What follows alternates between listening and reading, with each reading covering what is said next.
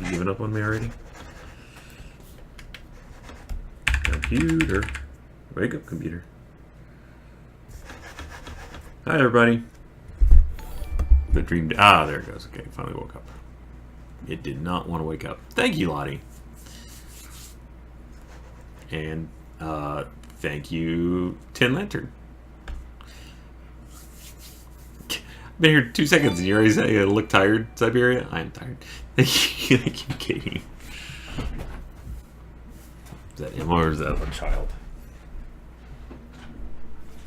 Come on.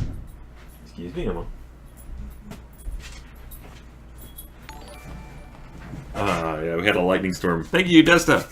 A lightning storm here the other night, which means that I don't get to sleep because first of all, what happens is Maya starts running around freaking out. Thank you, Jay Lantia. Welcome. Bye. Hey, where's my drink? Dang. So first Maya starts running around, freaking out, and then Livy starts running around. Julie, if you need the money, keep the money. Don't throw it at me. Maya starts freaking out, and then Livy starts freaking out, and then everybody's on top of me just bouncing up and down. Thank you, Get Unique. So I think I went to sleep at like 5:30 or so 2 nights ago. I don't have a good excuse for last night. But, alright, let's see. Good. Thank you, Robin. There's the music. Thank you, Tier 3. That's amazing. Do love that music. Thank you, Vivacious.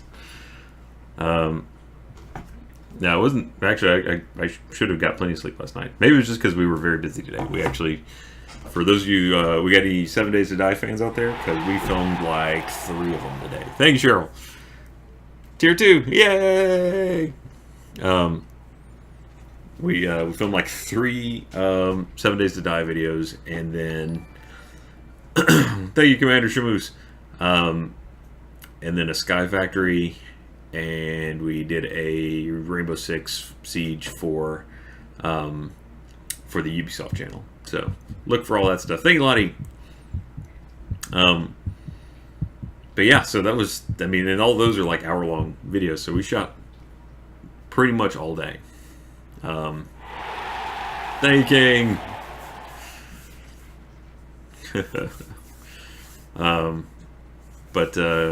Yeah, so it was a good day. No complaints. We got a lot done. That was nice. Shot GTA. That was fun yesterday. Thank you to Margot. We did another just mess around style GTA yesterday. Yeah, we did go back to the airport. So for those of you that hate the airport, sorry. Thank you, Dax and Lightfoot. The Long Dark, we haven't played it yet. No, we played it. I played it a long time ago when it was just a survival game. So now it's actually got a story. Thank you, Suspense. And then tonight, on the back of the last stream, I guess we shall continue. Thank you, Cyan Gray. It is a myth. To see if I can win the hearts and minds of all the daddies on the cul-de-sac, or at least one of them. If I get to one, thank you, Forthwith Jackal. If I get one daddy, I'll probably call that a win and just pack it in. But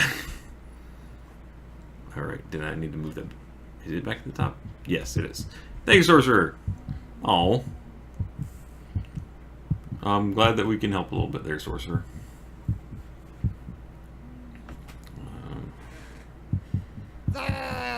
Thank you, Bluebell Moon. Yeah. Okay, it's very hard to click and drag with a touchpad thingy. Just switch it. Boop. Thank you, Nikki Timbo. Nikki Timbo. That'd be a better solution. Can I top a line in this thing? Probably not. Livy's in there pretending like she's asleep. Or that she's going to the bathroom. She's not going to the bathroom. Thank you, Susan Svendenson. Oh well. That'll get most of it. Continue. Thank you, Frost Frosty. Alright. Let's see, where were we? Thank you, Beth. Ah!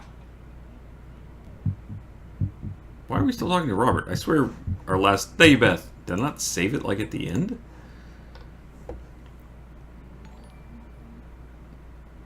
What? What happened at the end? We got to the end of the Robert date. Thank you, EC503. Alright. Well, damn it. Thank you, Virtual Honeybee. Yeah. Let's get to it's Livy. Yeah, Eli, go back to bed, both of you. I have a question for you. What is it? Which one do you think is a grown-up taller or shorter if it's middle? What? Tall. Is a grown-up taller or shorter if it's middle? Yeah. That's... Are you writing a nonsense poem?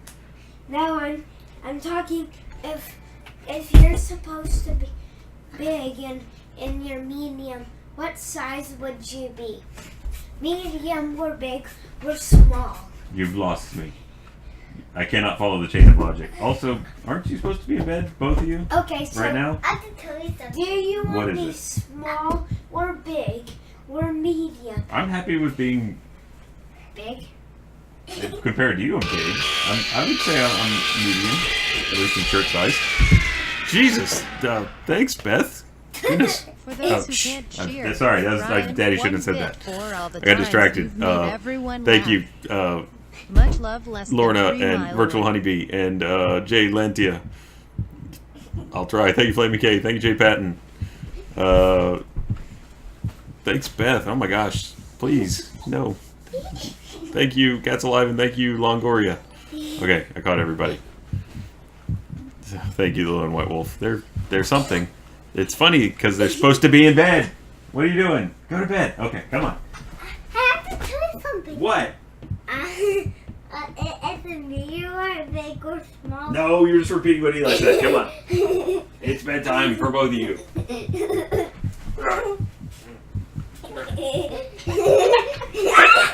I'm scared. No. Thank you, Snowflake. Alright. Good night, everybody. Good night.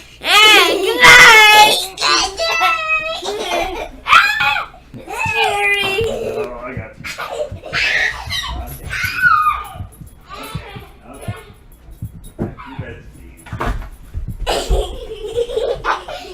Back to your bed, please. Bedtime. No, Eli, I see you. Bedtime, come on. Whoa, Liddy. Come on. It is bedtime. Hey, you gotta get up tomorrow. You go to school. Eli, you got something tomorrow.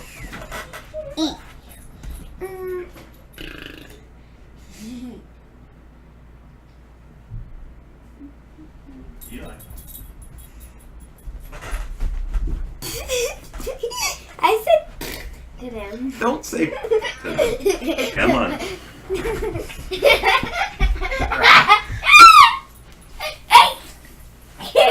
Okay. Cool, don't get...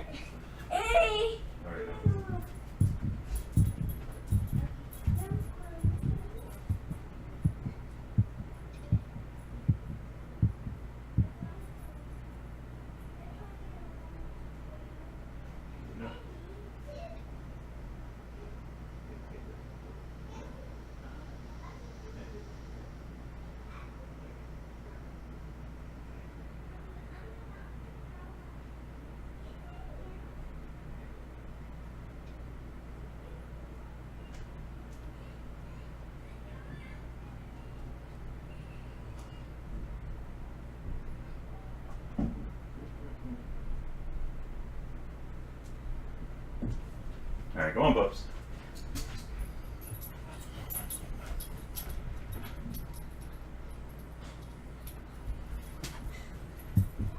You know where we don't hurt? Your bed. Go.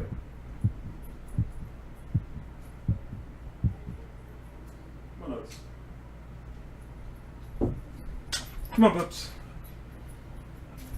Oops, sorry, man.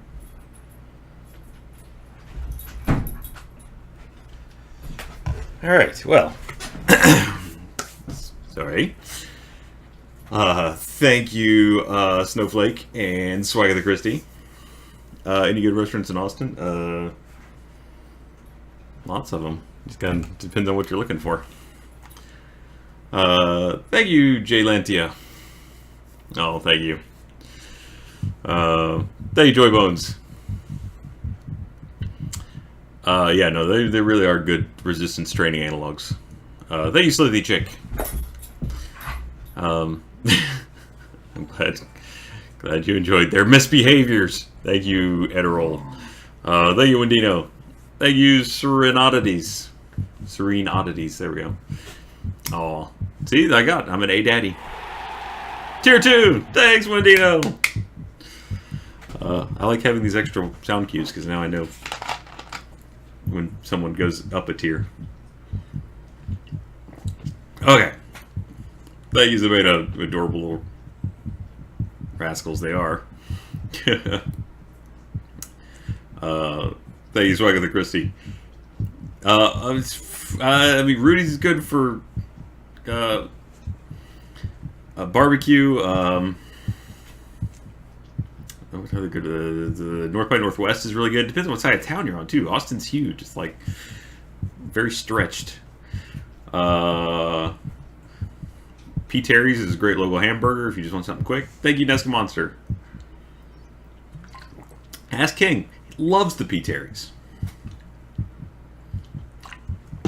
Yeah, they're the best bicep workout. You just haul them around. Thank you, Default Names.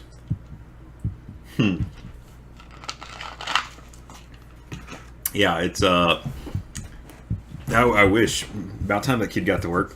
Thank you, Rainer Fox, and thank you, Ghost Elliot. Okay. So, I think that was where we dropped it, I think. Thank you, Rainer Fox. Why is there no sound, though? I've got to.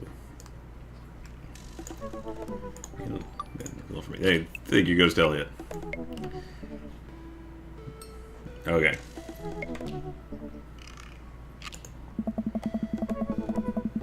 I feel like we already did this part. Thank you, Reed Writer. Do you get to save scum and pick thank you for defending my honor? Does that change anything? Thank you, Caitlin, even though you're full of lies. P. Terry's is delicious, and you're 1,000% wrong. Thank you, Tome Katana. Is there any... Thank you, Firestar. Is there any reason to go back? Robert gets a boner for honor. Oh, thank you, Beth. It was very sweet you dropped by. And seriously, you didn't have to do that. Thank you so much. Five Guys is unquestionably like an amazing burger and fries. Honor. Alright, I don't care. It'll take me 2 seconds to do it. Let's do it. Is it gonna make a difference? Honor does the sex. No. Oh, look at that. He did just erupt in eggplants. Thank you, Nerdy Gaming. Yeah. So is that gonna give me an S? Thank you, Nerdy Gaming. Yeah. I hear children. They're about to be in trouble. This is totally different stats. And the points make no sense. And I still got an A. Oh, there's about to be some... We'll have to mute it for what's about to happen. Well, that's... Wait, this didn't happen just a second ago. Or did I just click on one too quick? Hey, Beth! No.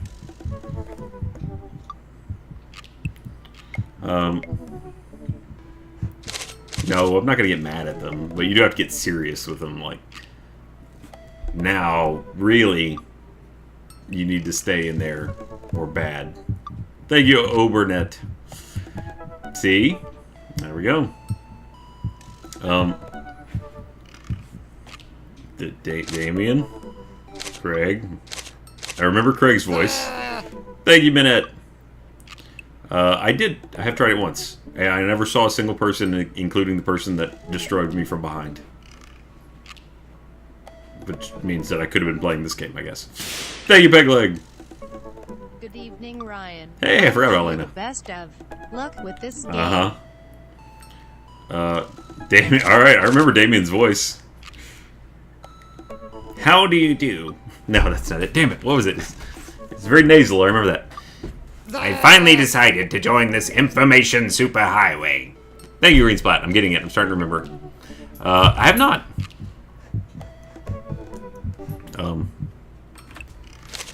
So wait, what do you want? What do you want from me at this point? Message. That's gotten worse.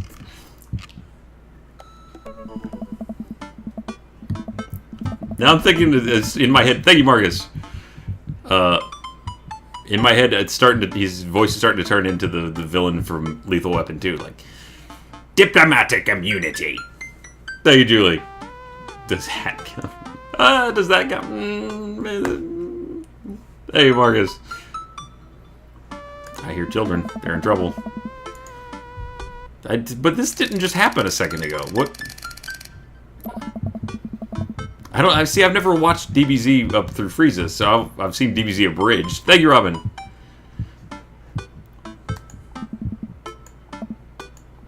Oh no. Sorry, I was supposed to be reading stuff. Thank you, Dan.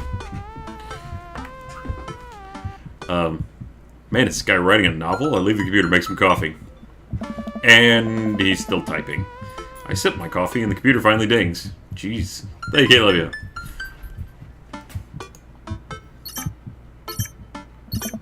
Whoa, okay.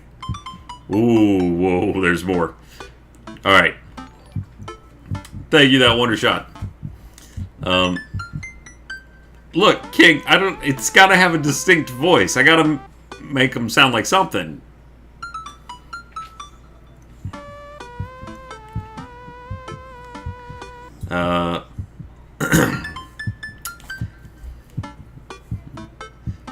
I guess it could be like faux Victorian. Well, he's into Victorian, so he could be kind of Britishish. Ryan, I must confess my excitement to be receiving your kind letter, for as you see, I do find myself available to enjoy your company. I must ask your forgiveness, however, as I believe our first meeting did not paint me in as gentlemanly a manner as I would have liked. Is that better?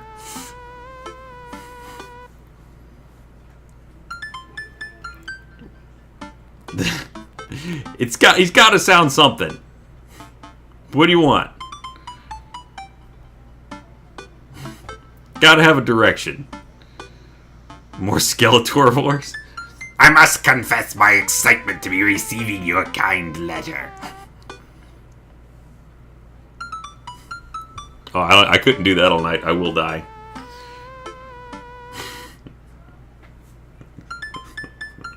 This is really, really torn on this. Thank you, Skybolt.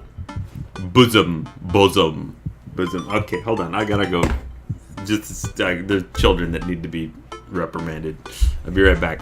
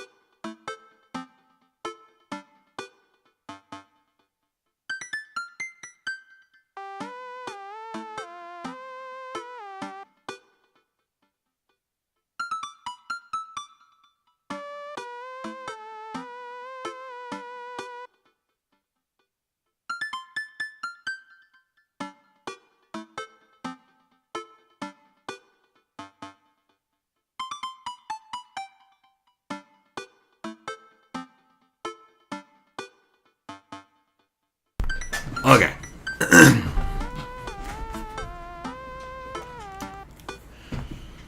They were not in their rooms and totally playing.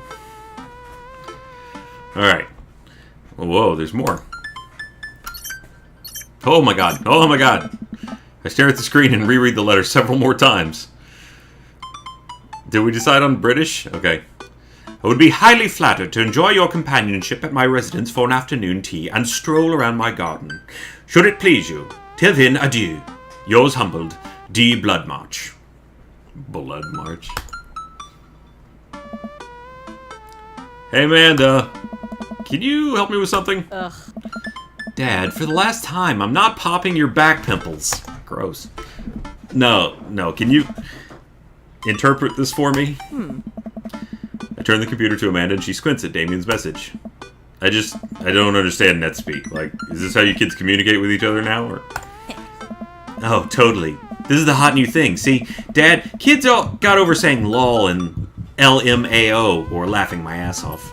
Well, thanks, Summoner.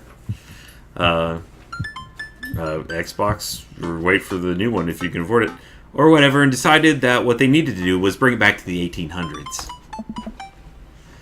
So, what do I do? Where's your pen and quill? What? Did you forget to unpack the pen and quill? Dad, how will we address the nobleman in regards to your upcoming debutante ball? Okay, now I know you're messing with me. Father, without a proper chaperone, you'll never end up with a suitor worthy of our land. Thank you, Katie! Or a dowry. Or... So you read Pride and Prejudice for school one time, and now you're reciting things you know about it back to me, aren't you? Huh. Like, the first 5 pages, then I read a review of the movie. Still got a B, though. Great. So, what do I say to Damien? I got this. Amanda reaches over to me and types on the keyboard. Sure thing, dude. Regards. Yes. Ryan. Thank you, Andros Daily. Amanda hits send and smiled at me. Well, I suppose that's that. Wow. Make the short walk over to Damien's house. I guess you really can't call it a house. It's more like a manor, an estate. Gothic architecture looms over the other homes in the cul-de-sac. Walk past a couple of gargoyles guarding the front door and look around for a doorbell. Doesn't seem to be one. Pull the large, ornately carved bat's head door knocker back, and a hollow sound echoes through the house as I strike it against the door. Thank you, Cherry Rosewood. I wait several moments before the door slowly creaks open. Ellipsis. It's a little creepy, but I enter the home and take a few steps into the foyer, noting the oil portraits of who I assume are dead relatives hanging on the wall. Wow. As I'm admiring them, the front door slams shut behind me. Hello?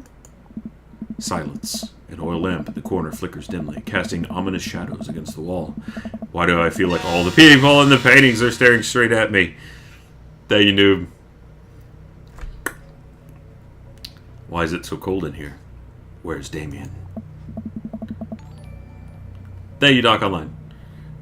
Ryan, pleasure to have you in my home. I feel like he's dramatic, makes it more dramatic for this. Look up and see Damien standing at the top of the majestic staircase with a walking candle holder. What's with the door slamming shut? Oh, sorry, there was a draft. And the door creaking open when I knocked? I accidentally left the door unlocked. And the creepy oil paintings? There you do, Feather. I like oil paintings. Right. Right. Please, let me show you around. Okay. Thank you, Nesca Monster. I don't know. I don't... It's hard to... If I could... Nah, I just suck. Yeah. Damien leads me around his house, showcasing his parlor, sitting room, auxiliary sitting room, and the parlor gets the same reason.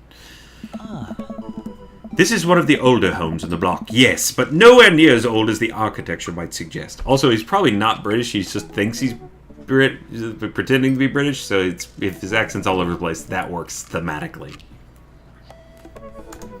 Explain that away. Through extensive renovations, I have been able to craft a residence that is both historically accurate to the Victorian period and equipped with the amenities of a modern dwelling. We walk past a door covered in bumper stickers, caution tape, and a black parade poster. Did they listen to My Chemical Romance in Victorian area? Thank you, Julie. Do Amanda's teacher next? No! Never Hugo. It's too weird. That's my son's room. You know how the rebellious teenage years are. Onward, onward, there's more to see. Reach a door at the end of the hall that Damien opens with a flourish. Oh, but all that last room had sandwiches. And this is the library. Library. Sunlight streams in from floor-to-ceiling arched windows. The walls are lined with packed bookshelves, and even more books are scattered over this period-appropriate furniture. Damien is clearly really proud of this room. Let's look at a book. Score. Likes it when I look at books. You know, Ryan, in the Victorian era, there was some controversy surrounding reading. Many people thought that more tawdry novels would encourage youths into a life of crime and would cause too much of a distraction from work and school. I pull out a book at random and examine the worn cover. Opening it, I turn to a random page and read aloud. Damn it, the butterflies. Naruto struggled against the chains that Sasuke had bound him with. Shirtless and out of breath, he looked up at Sasuke. Sasuke smirked, unbuttoning his ninja. Sorry, I got distracted. Unbuttoning his ninja pants. Ninja pants is not something I expected. Also, didn't expect Naruto.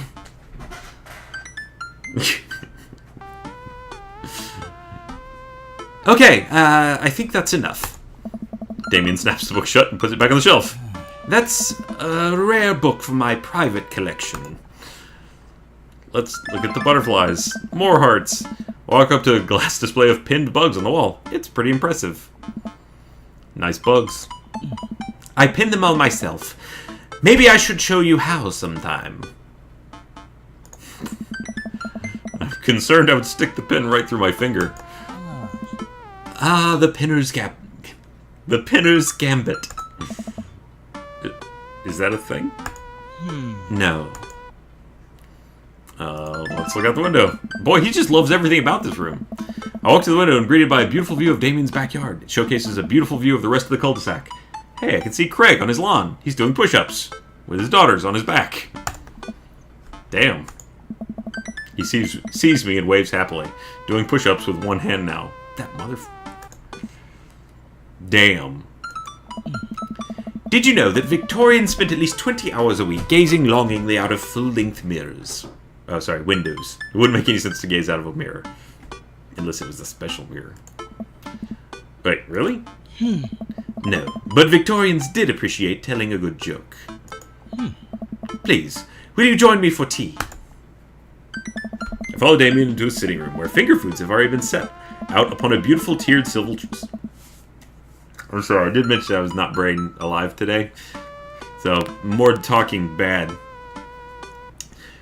A beautiful tiered silver tray. I'm just going to slow it down. I'm just take time with it. Take a seat on one of the high-backed chairs as Damien pours and serves me some tea. Can't believe we're having high tea. Never thought I'd get to do this. Damien smiles to himself. What? It's a common misconception that high tea refers to the wealth or class of the people enjoying it, when in fact the high refers to both the latter time of the day and that the working class had to enjoy tea, and the height of the tables on which they are served.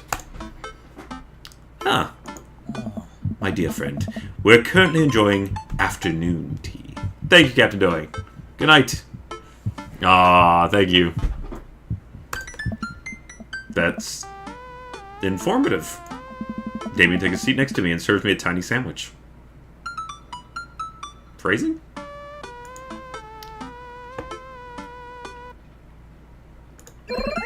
Yeah, eggplants. Seems like you really put a lot of work into this place. Thank you. No one's ever complimented me on my house before. Home before. Before?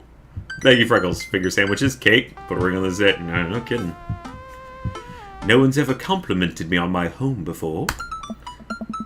Hell, I can barely get matching salt and pepper shakers in my place. Look what you've done. Kind of jealous. That's very generous of you to say. What's got you so interested in goth stuff? Thank you, 104 Carpe Diem. Well, when I was a young boy, my father... Did he take you into the city? Sorry? Did you guys see a marching band? I'm afraid I don't understand. You're serious? Of course. You know the song. Amanda made me listen to it. Seriously? I'd love to see a march. I'm just saying, every now and again I catch the chat out of the corner of my eye. I'd love to see a marching band. Nevertheless, I've always had a love for art, history, and fashion. What started off as a small hobby of collecting taxidermied animals grew into a sort of obsession. It's a privilege to be able to appreciate the lives and cultures of those who came before us, I think. Well, why not go all the way? I like not dying when I catch a cold. He takes a sip of tea. I can acknowledge that there were many very terrible things about the Victorian era, and try to live a life that strictly aligned with those ideals would be admittedly horrid. Thank you, Pritchman. But I think it takes a critical mind to truly appreciate something to the fullest, to be cognizant of its flaws and love it all the same. Thank you, King. He talks about wearing binders? Like... binders? Thank you, Jay Patton. Tell me, Ryan, do you have any hobbies? Oh man, I do, but I don't know if I care about anything the way you care about this stuff. Thank you, Lorna. Look, it's not... he's not British. Chest binders. Chest binders? Corset? Thank you, Mr. Neck Twist. Wait.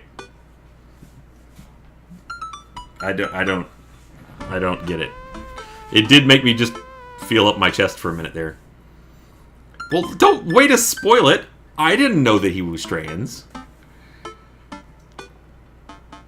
I mean, you guys have been saying it for a while, but...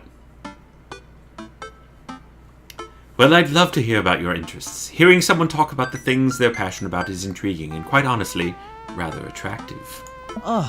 Please, do tell me about your hobbies. Quick. Sounds sophisticated. Let's talk about your cape instead. Apparently that leads to binders. Okay. Which one should I... I've been wrong so many times. Which one should I go with for goodness? That's the only time that he mentions being trans? Word jumbles! Okay, jeez. Juggle. Jumbles. Not juggles. Man, love me some word jumbles.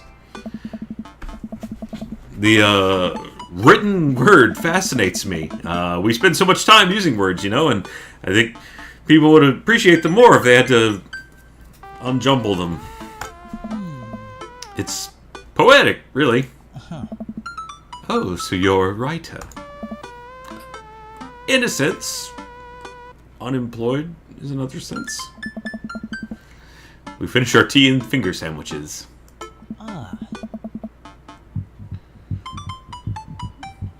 Thanks, Peg Leg. I don't know. I feel like this is the kind of game where dropping the soap is like positive. Come, I have one more thing to show you. Show you. Whoa.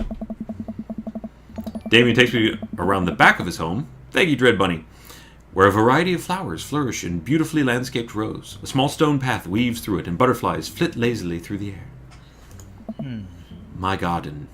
Oops. What did I just do there? Hang on. I may have messed something up. Yep, I think I moved the thing. Is that the thing? Which thing am I selecting here? Wish I could tell. Is it that? I don't know. Whatever. It's reselected. We're good.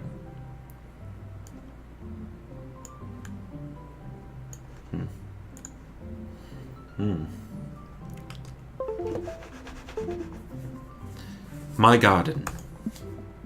It's beautiful. Thank you. Oh. Victorians took flowers and floral arrangements very seriously. Oh. You see, it was considered uncouth to discuss personal and romantic relationships in public, so lovers and friends alike would use bouquets. Sorry. Thank you, Nesca Monster. So you picked up, and that's true. And send secret messages to each other. Each flower and plant is symbolic of different feelings. Huh. Even more interesting is that one flower could mean different things depending on other plants it was paired with. One had to be extremely careful as to even the style in which the ribbon was tied around the bouquet to affect the message. Damien leans down and plucks a gorgeous bright orange flower off a vine. Lilium bulbiferum, the orange lily. What do you think this one means? My loins are ablaze. Thou art the tightest. 3 cheers for sweet revenge. The last one? I'm getting real... Okay, there we go.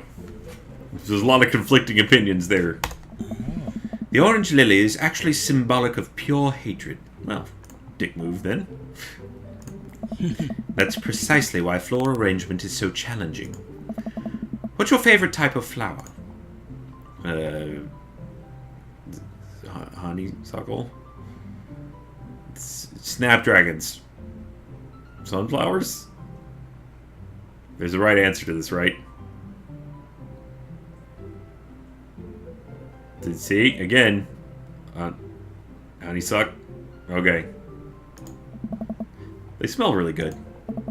You can eat the tiniest little drop of nectar when you pull the stem out. I actually did used to do that at my house when I was growing up. We had honeysuckle bushes all over the fence. I'll have to remember that when I put together a bouquet for you. You would put together a bouquet for me? Nobody's really ever given me a bouquet before. Follow Damien down the footpath and admire some more of his beautiful flowers. Suddenly a phone rings. Huh. Oh, Ryan, will you excuse me? I must take this. Pulls a cell phone out of his pocket. A little surprised it's not a rotary phone. Go for it, dude. Damien smiles and walks back to the house. I take a deep breath and enjoy the heavily perfumed air. What a lovely yard. Thank you, Noel. I'm sure it is. If nothing else, you could just spell it out. This makes me wish I had to put a little more effort into that garden Amanda and I tried to start that one time. Our watermelons grew to the size of cherry tomatoes and then immediately died. Oh, hey, a gargoyle. Oh no, I knocked over the gargoyle! Fix that guard. Nope.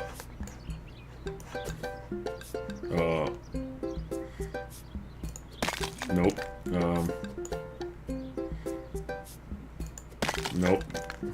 Okay, that's the head. Nope, put it down. Okay, so it's clearly that part, and it goes... Oh, it's upside down. How do I... There we go. Okay, got it. And then this part... There we go. No problem. Oh! And then... There we go. Why is Livy calling me? Hold on. Be right back. Actual dadding to do.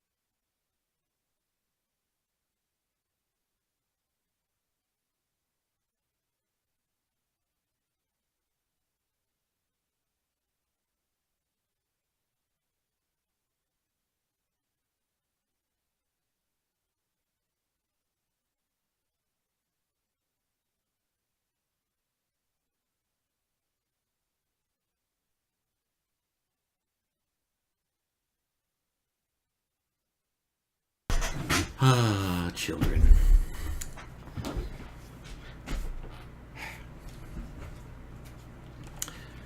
That was a close one. Well, here comes Damien. He looks upset. Probably noticed I just shattered his gargoyle.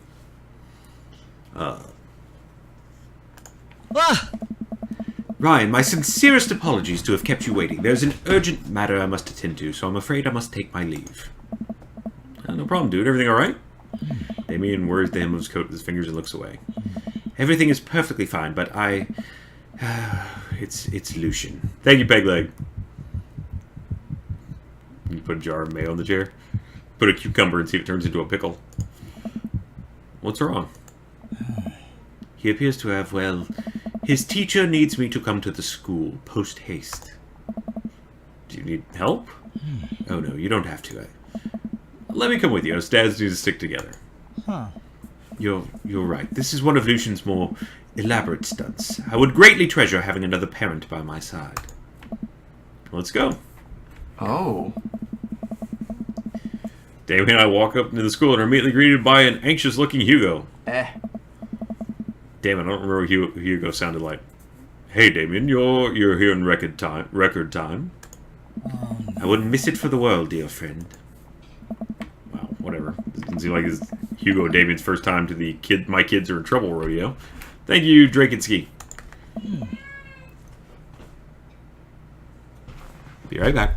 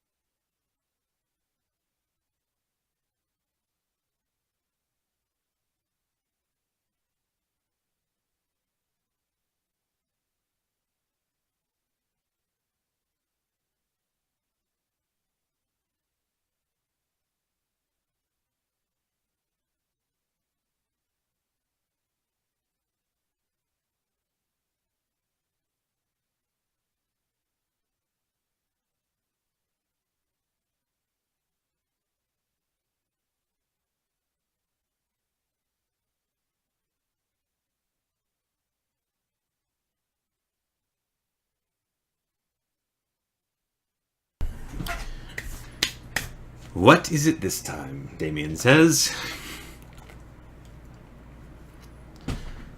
Oh.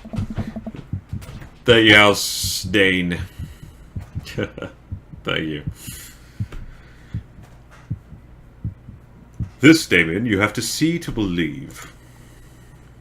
Damien and I fall into step behind Hugo, who leads us through the busy corridors of the school. We pass by several classes in session, vaguely wonder if Amanda's around. Hugo eventually ushers us into a small boiler room with a flight of rickety stairs leading down into the darkness. Watch your step. Got faint voices drifting up from the basement, and they don't sound happy. As I'm led into the depths of the school, I recall the antics I got into as an angsty middle schooler. At least I had enough sense to stay out of creepy basements. Find another teacher in a boiler room tucked away in the back of the basement. With him are Lucian and Ernest, Hugo's son. Lucian has a bloody nose. Thanks for coming. I can't make heads or tails of this. Look around the scene of the crime and see a bunch of bricks and some masonry tools scattered around. What happened here?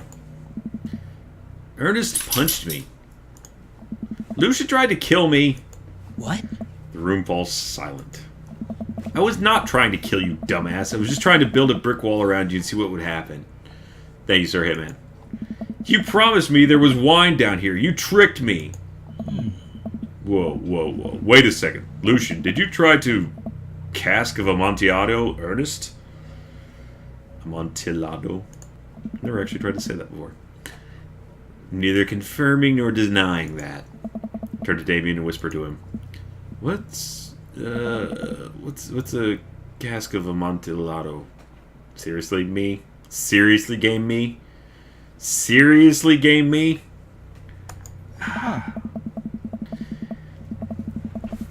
It's a classic Edgar Allan Poe short story where a man gets his enemy drunk, lures him into his cellar and with the promise of wine of a fine vintage, then buries him alive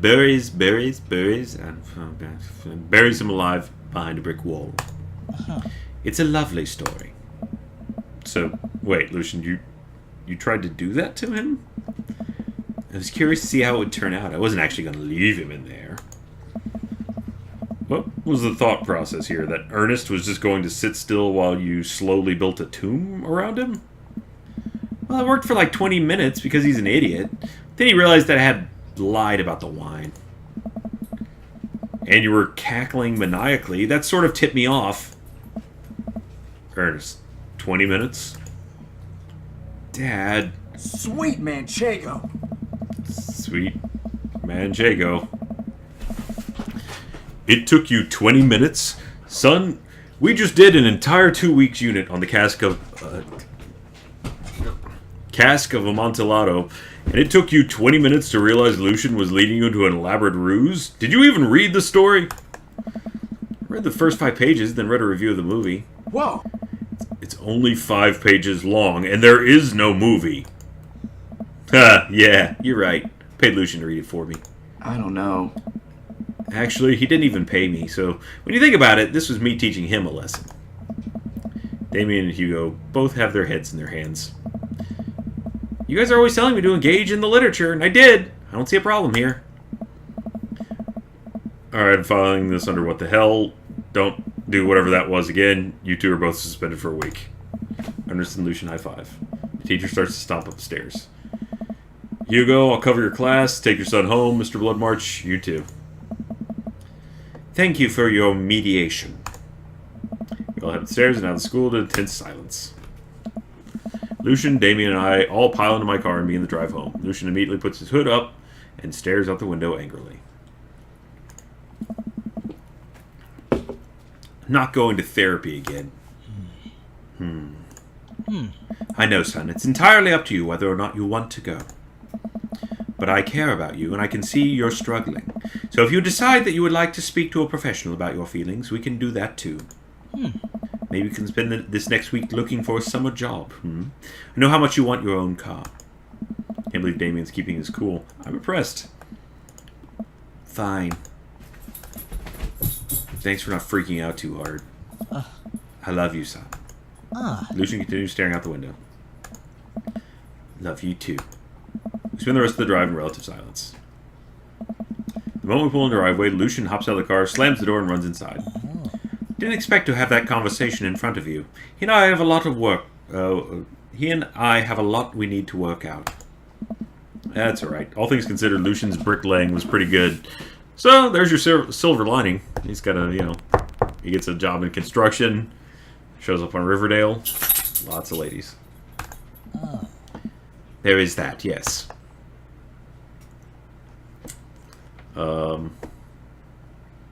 Everyone likes a good, confidence stroke, right? You're a lot more diplomatic with him than I would have been. I just want what's best for him, and I don't think yelling at him would do either of us any favors. I haven't seen Riverdale, no. I've heard about it, though. Thank you, The Cunning Fox. Michael and Jeff are going on about it all the time. It rarely does. You're a good dad. Eggplants! See you around soon? It would be my honor and my pleasure. Damien bows with a flourish. Classy. Come home to find Amanda curled up on the couch with a blanket watching TV. I plop down next to her. Yo. Thank you, Nesco Monster. If Lucian was my kid doing that, what would you have done? There's a lot of moments where, as a parent, what you watching? Your first reaction on the inside. Thank you, Cesar, or Caesar, whichever you prefer. On the inside, your reaction is to laugh uproariously. While on the outside, you know that you can't really do that because it'd be bad for them thinking that that's okay. So I would outwardly be very stern, while inwardly I would be laughing my ass off. Yeah. Tiny House Hunting Brothers Extreme Edition. Oh, I hate this show. A couple on stream bickers back and forth while standing in an extremely small house made of recycled bottles. The Tiny House Hunting Brothers watching them with bemused expressions, both of their heads touching the low ceiling. And then the game evaporates. There we go. I told you I wanted a 2-bed, 2-bath, shabby chic cottage. This house doesn't even have a bathroom. But honey, the outhouse is only 20 yards away. It's not that bad. He's goofy for some reason. I'm not pooping outside, Greg. Why don't they just get a regular-sized house? I don't know. How'd afternoon tea go? It got strange. We had to go to school and pick up Lucian since he tried to... He lured Ernest down to the cellar with the promise of fine vintage and then tried to break him into the wall, right? How'd you know that? Has everyone read that story except for me? In this fictional universe? Because everyone's read that story? Lucian live-streamed the entire thing. This entire day is beyond me. I'm literally live streaming right now. Otherwise, it was a fun day. That Damien guy's got a character, but he's really good company and surprisingly diplomatic dad. I dig his style. You know what? Me too.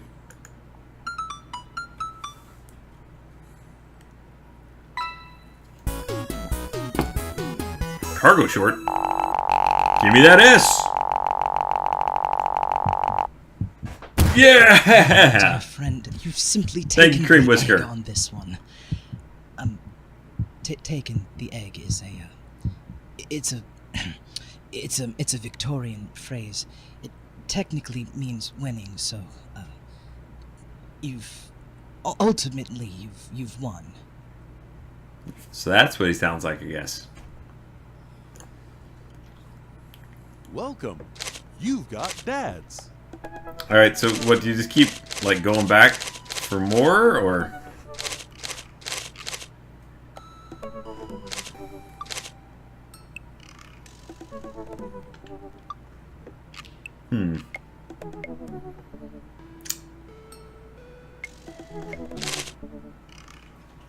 Back to Robert. I don't remember Robert's voice very well. I got one heart.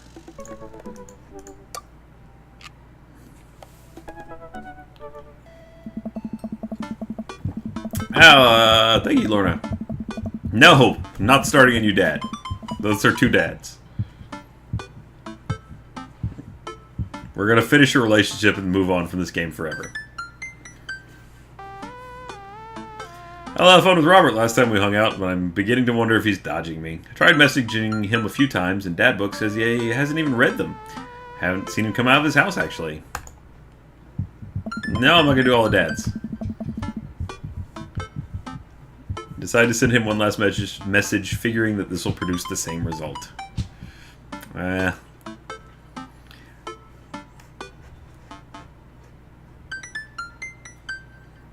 Loved it when there's like 1,400 of you. For 900, I'll just play anything I want.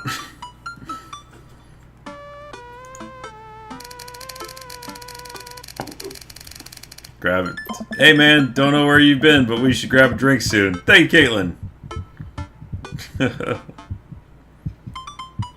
Walk away from my computer because at this point, I know he's not messaging me back anytime soon. That is true, Allison. The 900 that matter.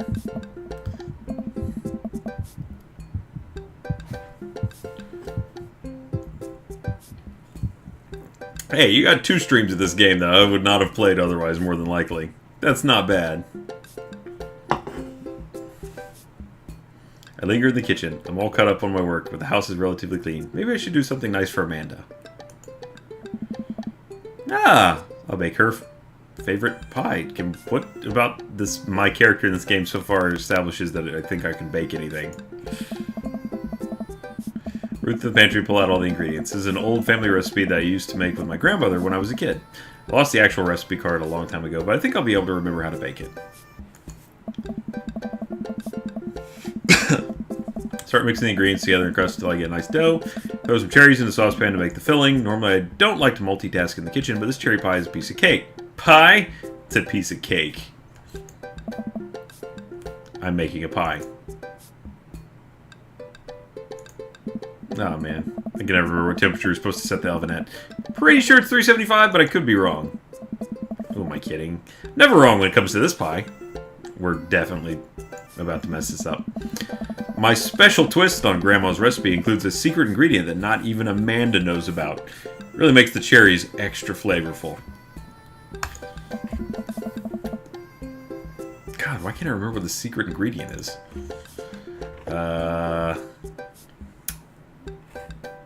Sure.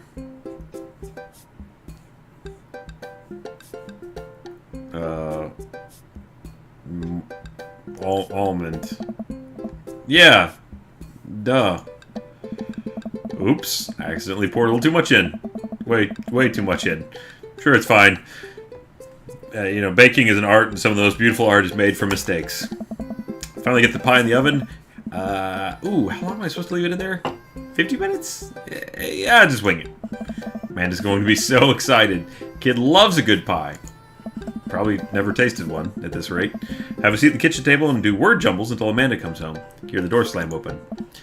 Yo, Pops. What smells like pie in here? It's pie, sweetie. Amanda darts out of the oven and looks inside. Yes! She kind of did that one. Hey, it's not done. Be patient. Thank you, Padgaland. Padgaland. I gotta wake up.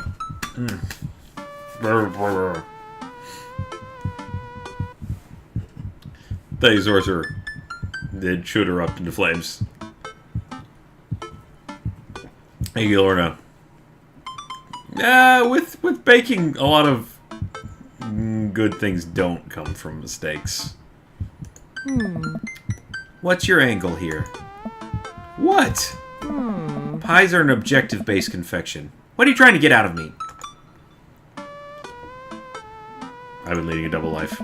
I have terrible news for you. I'm actually a pro skateboarder and an aspiring astronaut and bank robber. The lifestyle is calling me back and I must go. One last job.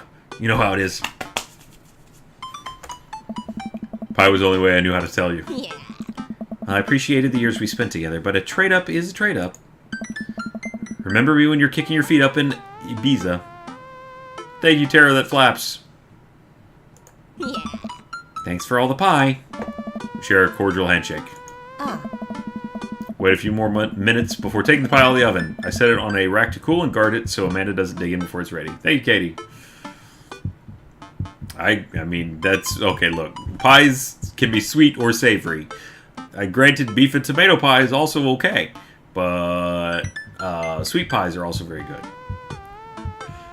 My 2-to-1 in my baking degree begs to differ. Lorna, you of all people should know that there are very specific things. Baking is a science. It's a science whose rules must be obeyed. Thank you, Pad. Or things become burned, or chewy, or just over-salted, or underdone, and gooey. All bad. Thank you, Gurfire.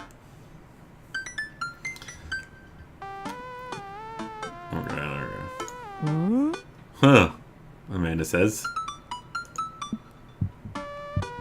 Is it the secret ingredient semen? That's for the special pies for the neighbors. Wink. Thank you, Nesca Monster. I buy the story. Sounds believable. Thank you. Thank you, Pegleg. Warm apple pie. There you go. Well, that's how you get the secret ingredient in the pie. Thank you, Annabelle. Thank you, Sketchy. Hi.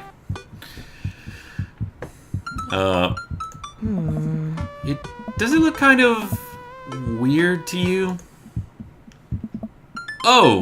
That's just me taking artistic license on what cherry pie means to me emotionally. I'm just saying this because, you know, it seems like you might have baked this pie incorrectly. And you're currently, right now, trying to pass it off as a good thing. Hi, Sketchy. Huh? It's art, sweetie. Was it art when you accidentally baked a hole? Thank you, Lady Across Deadpool. the street's owner was a chemist teacher. See? Reminded me of Breaking Bad. Was it art when you accidentally baked a whole uncracked egg into the center of my 12th birthday cake? Thank you, the Lone White Wolf. See? Well, it's... Was it art when you tried to make brownies and accidentally created chlorine gas? I mean, that's a bit of an exaggeration. Was it art when you... Just eat the pie, Panda? I cut a few slices, we sit down to eat. Cherry filling oozes out of the sides and the buttery crust glistens. I watch as Amanda takes a bite. Oh. Oh. What? What's wrong? Is it not good? Oh no. She winces and fans her mouth. No, I burned the heck out of the roof of my mouth. The pie's amazing. Thank you, Lorna. Well, yeah, once you're a professional baker, you can just do that. People that are starting out, don't do that. It will be bad. They don't tell you that to make sure you can't do it. Dude, if you miss, like, even something as simple as biscuits. If you're making biscuits and you put too much milk in, too much liquid in, it just completely ruins the dough. And it's a precise measure. You're off by a few tablespoons, depending on the quantities you're dealing with, and that is completely messed up. Now you can fix it by just putting some more, flour or things like that in, but there is a precision to the balance of those things that has to be correct. Now you can eyeball it, thank you, roast beer, and just be like, okay, I need to add more of this and more of this and more of that, or you could just know how much is supposed to be in there and get the correct balance immediately. Totally true. And most things with baking is that. Like, anytime you're making a dough, which is a lot of baking, goes through a dough phase. They gotta have the right balance of dry to liquid. Thank you, Neutrino. Exactly. Thank you, Nissa. Thank you, Bluebell Moon. That's not a bad experience. You just have to, when it's not good. You know you've done it wrong at a certain point. Thank you, Nissa. Sorry for doubting you. Breathe a sigh of relief, take a bite. She's right, the pie is pretty incredible. As it always is. Thank you, roast beer. Making bullets is also a precise art. It's true. That's true. I am from Georgia, and biscuits are a southern staple. So I know how to make. Thank you, Joy Bones. Yeah, we talked about cooking something. But I bake just occasionally. Nowadays, it's mainly thank you, House Dane. Nowadays, it's mainly just biscuits and cookies. Occasional banana bread. Things like that. Thank you, Kapow Arsenic. Thank you, Sheena. That's good. It's not that you can't make it without measures. That is just a knowing what the texture's supposed to be. Thank you, Kapow Arsenic. Yep. You can. That's the upside of baking is that it's very correctable. It's very malleable to. If you go too far. Can I have Skulls stand in for me? We'll have a great bake-off between actual bakers. Alright, Sorcerer? Those are good. Let's just have baked goods and hug it out. But just because you can correct, eyeball things together and then correct it on the fly, doesn't mean that the ratios aren't important. Thank you, Regina the Bina. The ratios are still critical. It's just that you can, without having to worry about measuring it, eyeball the mixture and correct it as you go. Thank you, Katie. No, I mean, I know how to make biscuits from, like, scratch, but nowadays, most I just use Bisquick. But, you know, in the morning, that's a lot faster. Really proud of you for making a pie without burning the new house down. There you go. I got a few dad tricks up my dad's sleeve. Maybe fathers aren't as bumbling and stupid as the media make us out to be. Maybe we, as a society, should have a little more respect for fathers as a whole. Right, Lorna? Thank you, Sheena. Nothing is wrong with baking with a recipe. That's totally acceptable. Thank you, Kyurem.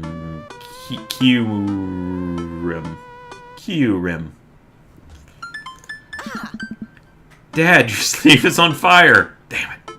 I run to the sink and put myself out. Pride will be mine doing. Amanda, I clean up the kitchen and play a little more living room hoops. Before she retreats to her room to do her homework, I go back to my word jumbles. Hey, this one spells cat.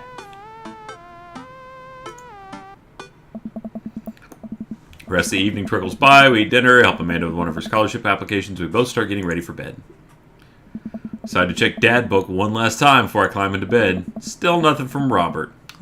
Hope he's okay. Turn out the lights and lay down. Hey. Ryan. Hey. Hey, Ryan. Hey, I'm outside. Come outside. Walk over, ready to turn it off. I notice what's happening on screen. Don't make me honk. I will honk. Get out here. I got my window, and sure enough, there's Robert leaning up against his pickup truck in my driveway. Open my door and try to figure out what's going on. Hey. Hey? Want to hang tonight? I mean, just hang. Thank you, Mason. I was kind of sleeping? That's no fun.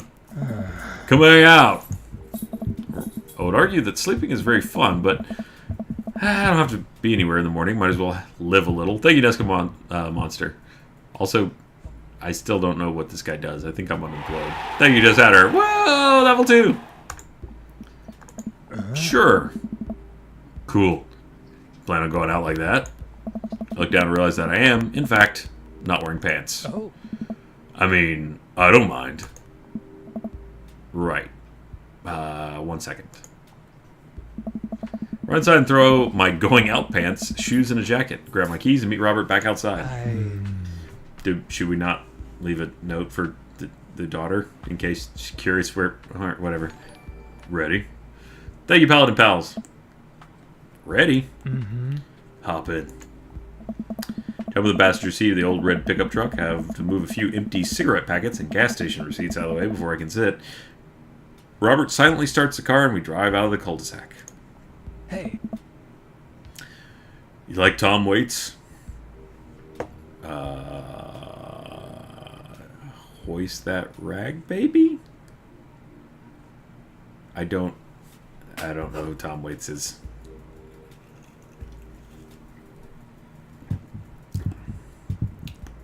If only. Thank you, Indie Gal. Alright. Oh my god, so many... Before I can answer, Robert turns up the radio. Yep, that's Tom Waits, alright. Lights a cigarette and cracks the windows. We drive in silence. So, where are we going? Robert doesn't respond.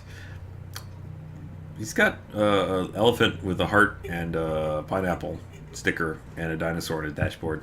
Remember that. Thank you, Kate. Love you. Nah. Let's just free will it. Free will.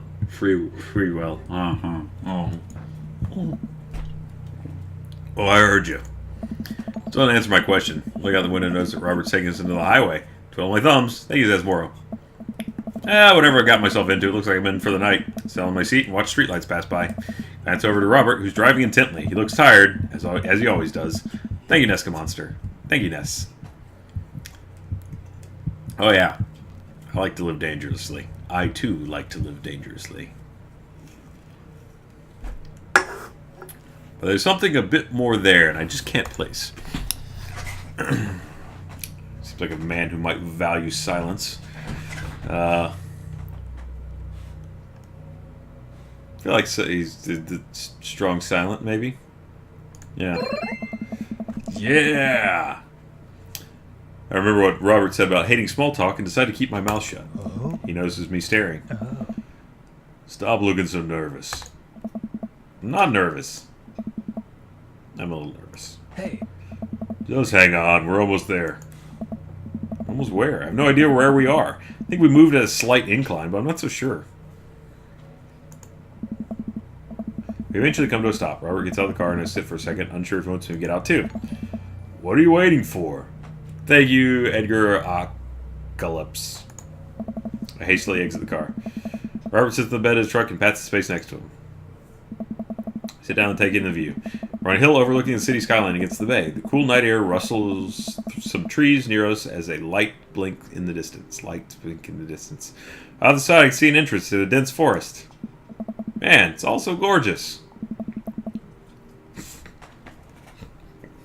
Alright. This is where I come to masturbate. What? I'm kidding. What's wrong with you? hey, This is my little spot where I come to think. It's nice. You can see the whole city from up here. Really gives you some perspective. Excuse me. Robert reaches behind him and pulls out something from under his jacket. Glints in the moonlight, and I suddenly realize what it is. Oh shit, that's a knife. Please don't stab me. Robert reaches his pocket and pulls out a small piece of wood. Please don't stab me with that either. Robert takes the knife to the piece of wood and starts carving it. Oh. Breathe an audible sigh of relief as Robert looks at me sideways. Do you think I was going to stab you just now? What? No! No. Ah! Thank you, Carrie. Apparently you did. I hate to break it to you, but I did, in fact, bring you out here to harvest your organs. Then you beg like, it's a little of both.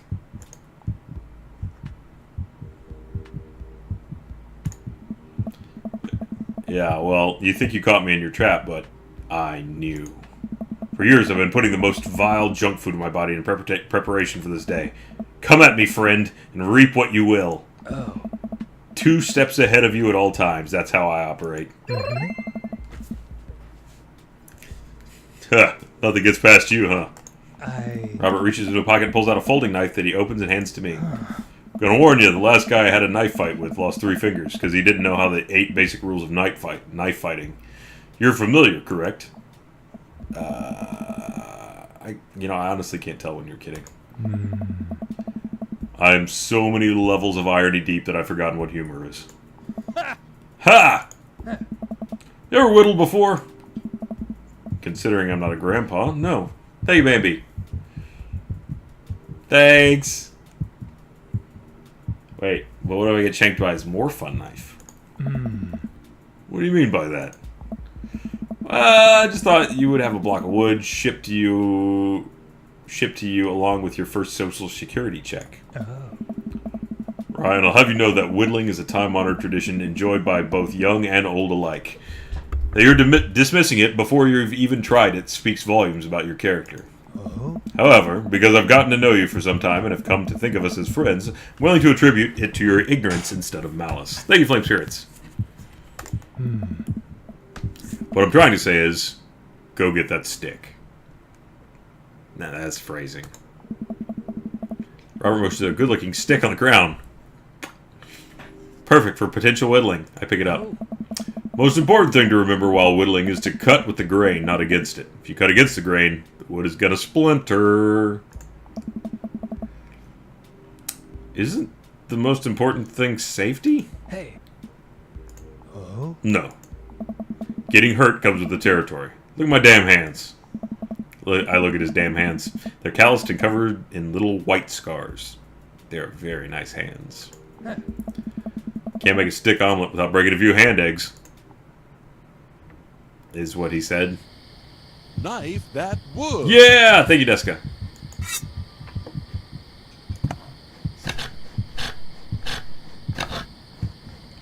Am I making a pencil? A sharp... Careful, don't poke yourself with that. Yeah! I made a sharp stick. Whoa. Ooh, now I can rotate. What good does that do? And you're gonna rotate a little bit, and then... Am I making a popsicle stick? Yeah, I am. It's a flatworm. Gross.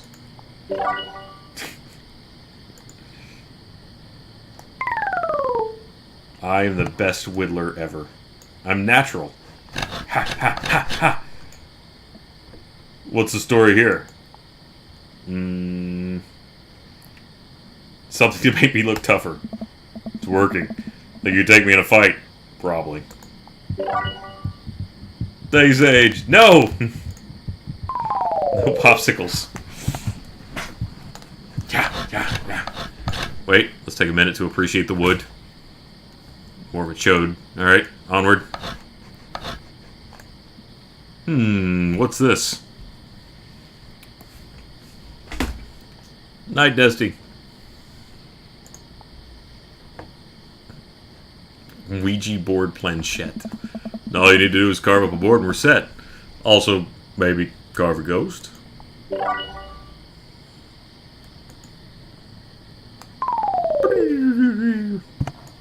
Wait, no, I want to appreciate the wood first. Yes, this is a large piece of wood. From this I can craft my ultimate masterpiece.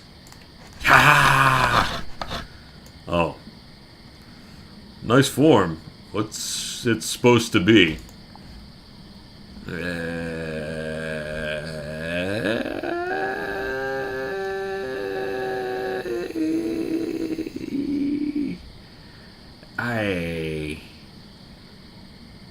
You really captured my likeness. I'm impressed. Robert, I guess. Thank you. Tons of fun. Tons of fun. Always appreciate the wood. That's right. Whoosh. Whoosh. Whoosh. I like to reveal what the inner art piece is. Interesting. What do we have here? It's an ambidextrous chopstick. Clearly, it's a stick. Yeah, it is. Ooh.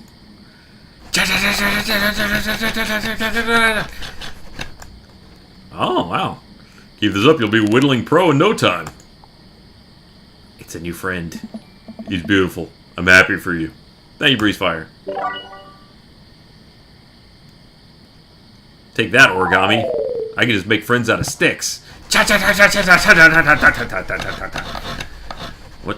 What do we got here? Oh, this is kind of looking creepy. Ah! I'm not. The work isn't done. Ooh, Spirit of the Mustang. Big old dog. Spirit of the Mustang. How poetic. Oh, that's nice. That could have been Sir Horsington, but it's kind of an inside joke between me and my daughter. Don't want to bring that into my booty call. Hey! Robert and I sit in silence for a while, carving our pieces of wood. Thank you, Blake Strife. Robot, because why not? I think I'm getting the hang of this. It's actually kind of relaxing. Let's oversee what Robert's working on. He's carving a smaller wooden knife. Thank you, Lorna. I mean, I can treat that however I like. It's my wood. Ah! Well, I'm distracted. The knife slices into my thumb. Blood gushes all over my little wood carving.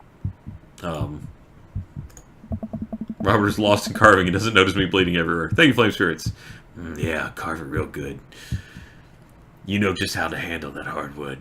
Robert, probably. Chat, certainly. Thank you, Cobalt. Thank you, Nesca. Ness. Good night. I feel like I'm no. Well, I gotta go. Mine is. Have a lovely stream, everyone. It would Have be- fun, Ryan. Bye, chat. what's your face from Bob's Burgers? Tina. Robert, I'm dying. Hey, I'm bleeding to death. Over here. Oh? Robert finally looks over. Reaches his jacket. Jesus, how much stuff does this guy keep in there? Pulls out a red bandana. He wraps it around my thumb. Thanks, sorcerer. Yeah, that happens. Hold tight. He hops to the truck, and I hear him rummaging around in his car. Comes back a moment later with a well-stocked first aid kit. Robert carefully wipes the blood off my hand and swipes a bit of antiseptic into the cut. With surprising gentleness, he places a bit of gauze on the wound and wraps it all up. You okay? Yeah, I'm good. Hands me what's left of the tube of antiseptic. Make sure to keep that cut clean. It's oddly touching and a little sexy. Man, it's nothing sexier than a man handing me a tube of cream. Or salve. That's what passes for sexy in this world. Tubes of cream that aren't lube. I'm blown away. I guess I'm a real whittler now. Take me in the back of this truck, you salve-wielding man. There you are. Be careful, though. They're attracted to the smell of blood. Wait, what? What's attracted to the smell of blood? Oh? Cryptids. Ton of them out here, you know. Cryptids? Like Mothman and stuff? Mothman is bullshit, but yeah, the town's a hotbed for cryptozoological occurrences. You're joking. Oh, how I wish I were. I'm a skeptic myself, or at least I thought I was. There are things in these woods that we can't possibly comprehend. Think about my entire time in the city, aside from the occasional stray coyote. I don't think it's too bad. You ever hear of the Dover Ghost? I don't think so. Well, let me tell you a story. Hey. I was out in the woods here on a weekend camping trip with Betsy. You know Betsy. She's a big pup. Pit bull. Real intimidating. Feel safe around her. One night goes without incident. I get some solitude. Betsy gets to pee wherever she wants. All good stuff. Oh? Second day. I get the idea in my head I can hike deeper into the woods. Probably against my better judgment, but hey, having a good, fun camping trip, right? So me and Betsy start marching into the morning. Thank you, Kakiri. Gets a little late, we set up camp, but it's a different this night. Real quiet. Can't hear the birds, the crickets, squirrels, nothing. Dead silent. Then it happens. I hear the most unholy growl I've ever heard in my life, right outside my tent. Me and Betsy, we go to investigate. We look around the clearing, nobody's there. There's this feeling. Not sure if I can quite describe it. I know something is watching us. Betsy, though, she's scared. Never seen her like that. When she's scared, I know I should be too. And then I see it. In the distance. A man, but something that didn't know what a man was supposed to look like made it. Just looked wrong. Big. Arms too long for its body. Black eyes. It just stood there and stared at me. Then it disappears. I hear one yelp from Betsy and I turn around to check on her. But she's gone. Into thin air. I don't sleep at all in my tent that night. And I don't think I've slept right since. ...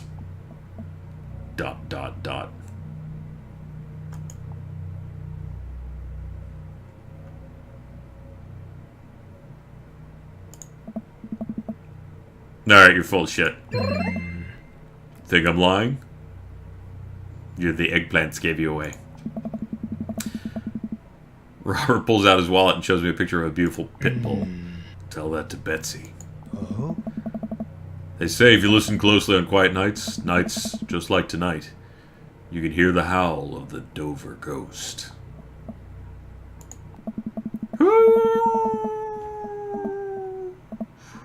Howl resonates through the woods. It doesn't sound like a regular growl. It's so guttural. Even from far away, something about it makes my skin crawl. Huh? Ha ha ha. Okay, Robert, real funny. Turn to look at Robert. He's white as a sheet. Yeah, you're messing with me. Right? Uh-huh. I was messing with you.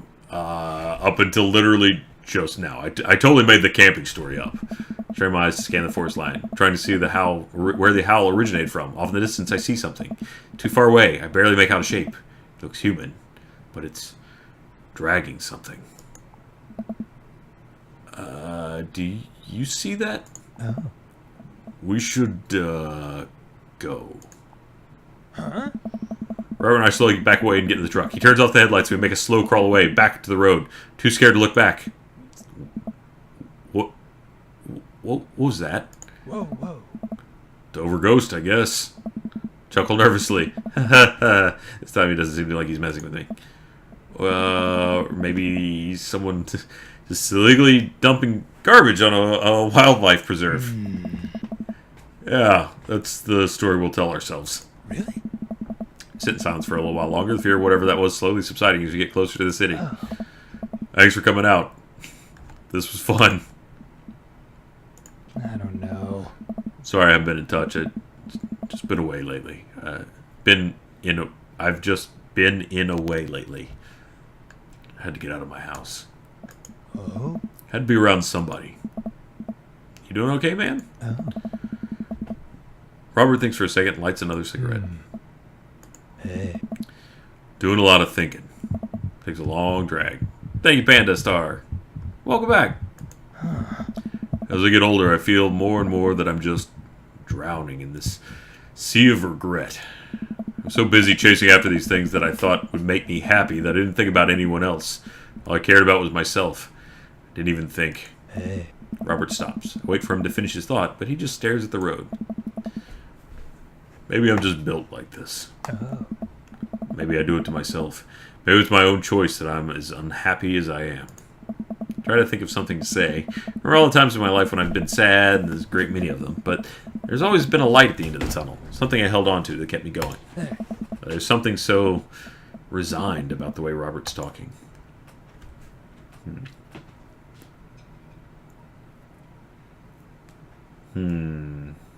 Does he want to break the mood and go back to levity? I feel like it's 2 or 3.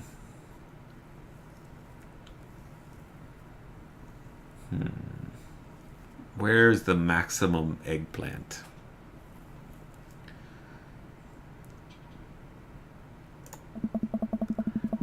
Must have taken a lot for you to want to tell somebody this.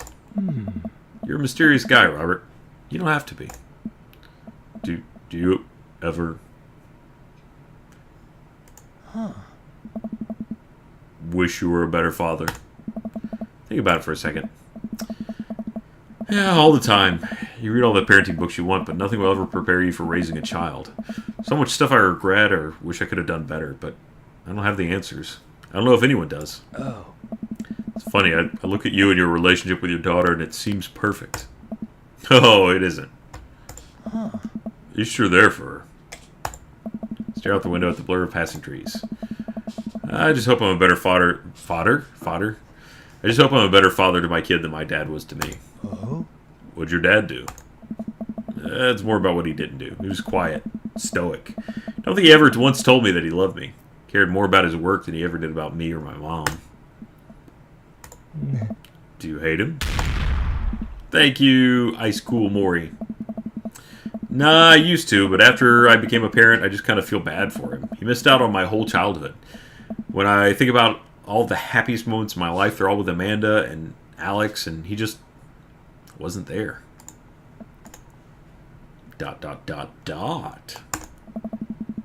Hurt like hell when I had to leave him to die in that Belarusian prison. Huh? What? Turn and smile at him. Nah, he's retired in Florida with my mom. We go there every Christmas. Ha ha ha ha. Laughter. Shoulder pats. Drive the rest of the way in silence, listening to the radio and watching the bright lights of the city grow bigger. Robert drops me off at my place. As I'm about to close the passenger door, I realize that I still have Robert's pocket knife in my jacket. pull it out, and offer it back to him. Would you like your tiny knife back? You hold on to that. Never know when you might need it. Thank you. Ah! Never. No saves. Night, Robert. Have a safe drive home. He lives right there, right? He smirks and pulls away. Then immediately pulls back into his driveway, which is one over from mine. There you go. He gets out and waves. I tiptoe into the house, careful not to wake Amanda up. Whoa, where'd you come from? Look around and spot Amanda coming out from the kitchen with a glass of water. I thought you were sleeping. Oh, well, Robert woke me up to go cryptid hunting. ... Thank you, Panda Star. Is the knife a euphemism? Is it better to have a bigger knife? It's more important to know how you use it, but no one ever complains about a big knife. I think I need to tighten this knife up a little bit. It's getting loose. You know the Mothman is... sorry, this is Amanda. You know the Mothman is bullshit, right? Amanda, language... you know what, it's fine. Think about the conversation I had in the car with Robert as Amanda starts walking towards the room. Hey, Amanda. She stops.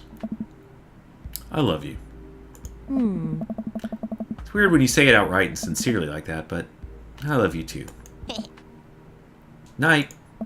I chuckled to myself and finally decided to go to bed. Just me being a character. Show me that! This isn't a dab, I'm just pointing that direction. There it is. Lost in the ocean, guys.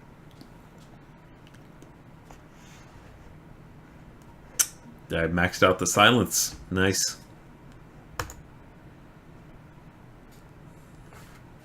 Alright. Well, it's been a long day. Just about ready to pack it in after a few bites of ice cream from the freezer. Turn off all the lights and walk down the hall to my room. I wonder if Amanda's still awake. This is my room. That kid needs some sleep. Thank you, Indie Gal.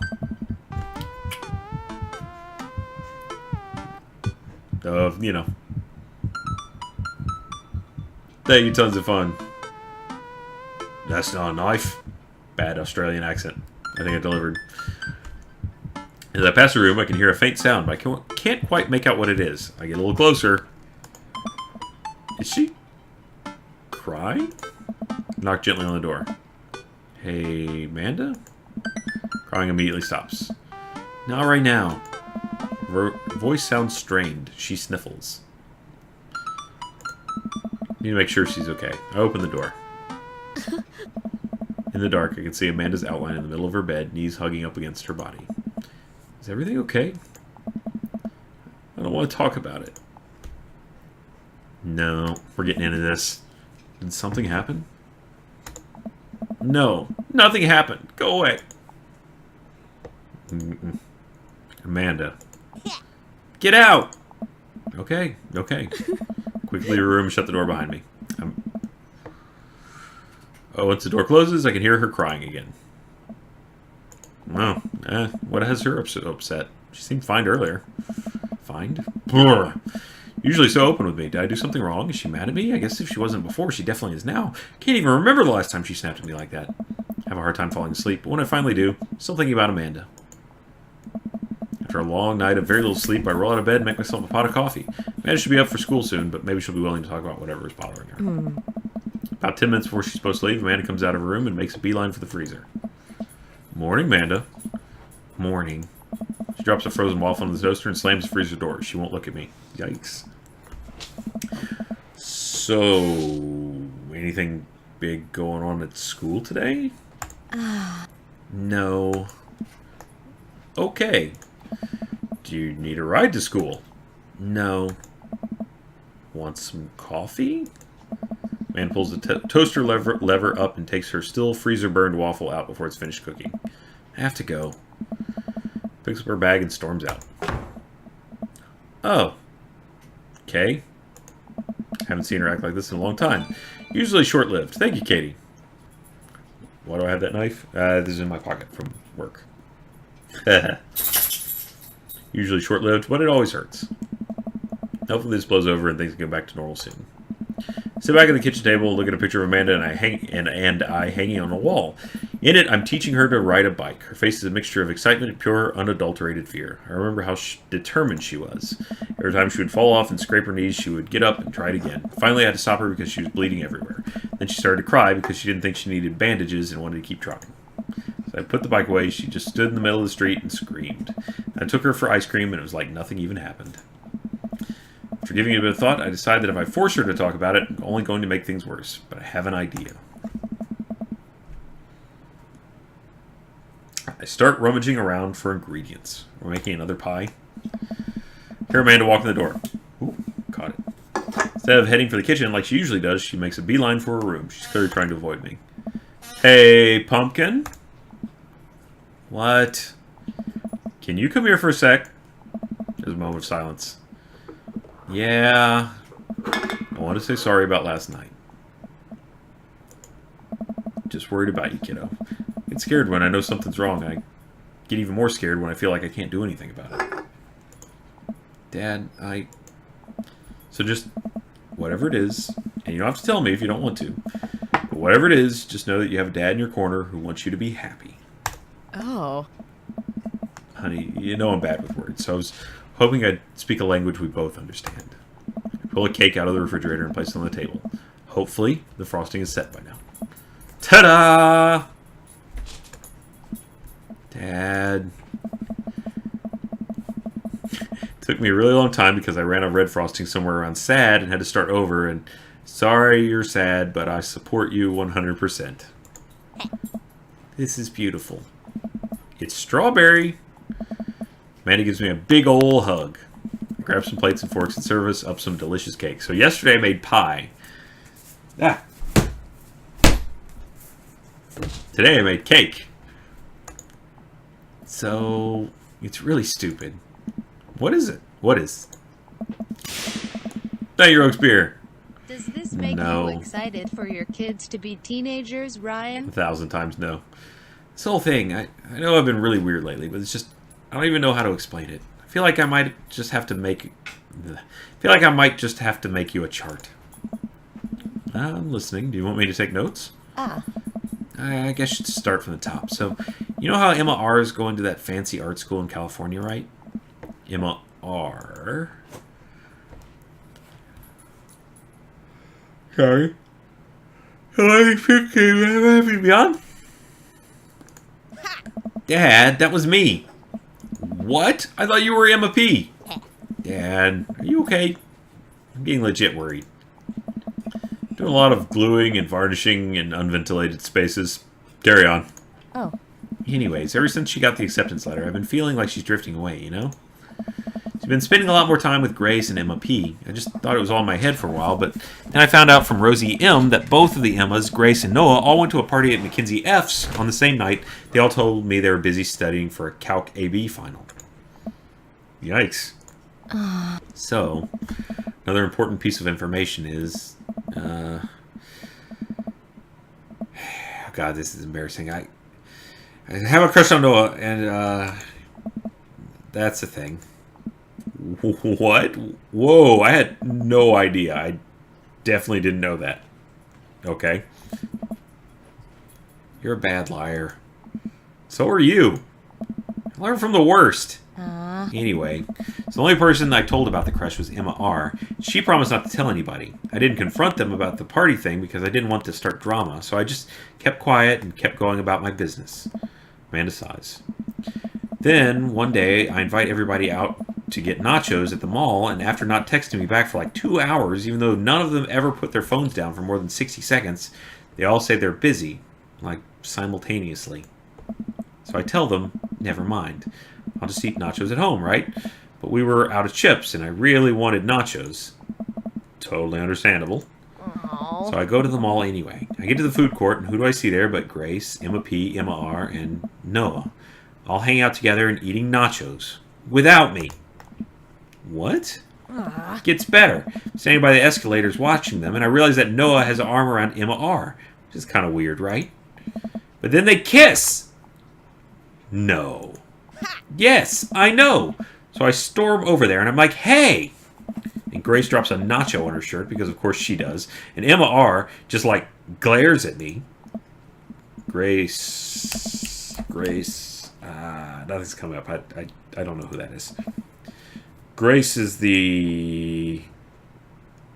Did she poop the bed too? No, Dad. Please stick with me. Oh. Grace is the one nobody really likes. Or, I guess that's me now. Anyway, nobody will say anything. I'm just like, you guys suck. Which I realize is not the most eloquent thing to say, but I was very angry and really embarrassed and just wanted to get out of there. So I left, without nachos, might I add, which only further contributed to this shitty day, and immediately drafted a super long text to the group chat asking them why they've been so weird. And I wrote another one to Emma R. asking how long the Noah thing's been going on, and... sorry, I know that's a lot. You still following?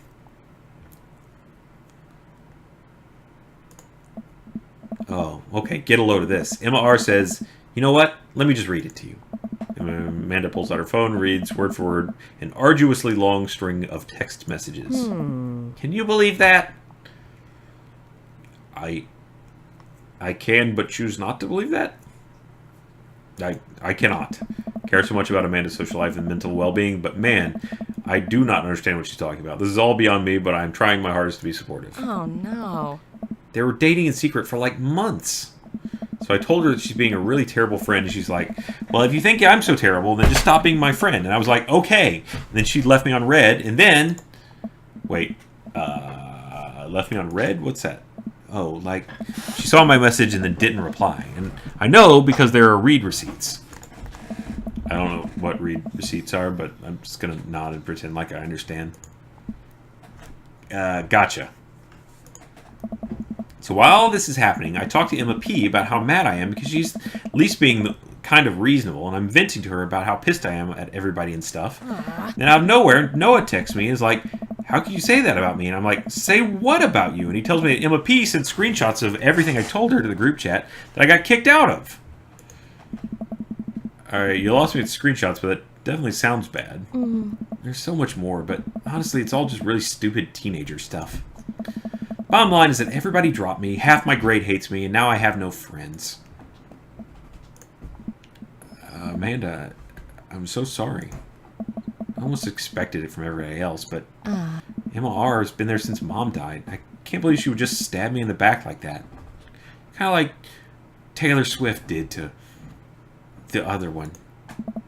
Not even that mad she's dating Noah, I'm just upset that she lied to me about it for so long.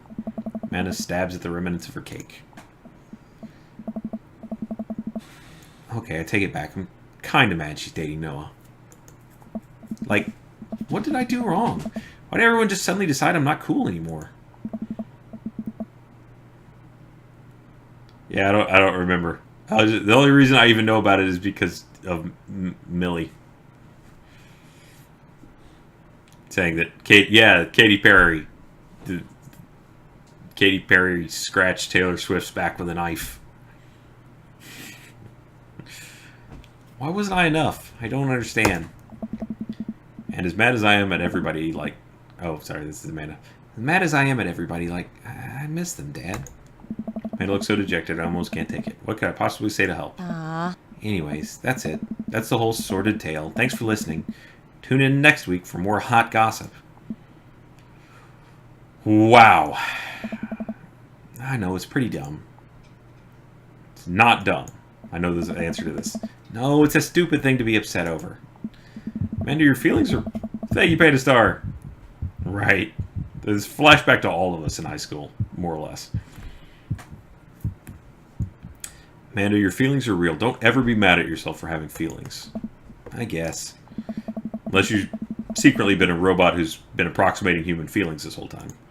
Dad, if I was a robot, I would have transformed into a monster truck a long, long time ago. Seriously. I know you probably don't want advice, but I feel like it's my duty as a dad to bestow upon you a few nuggets of fatherly wisdom. When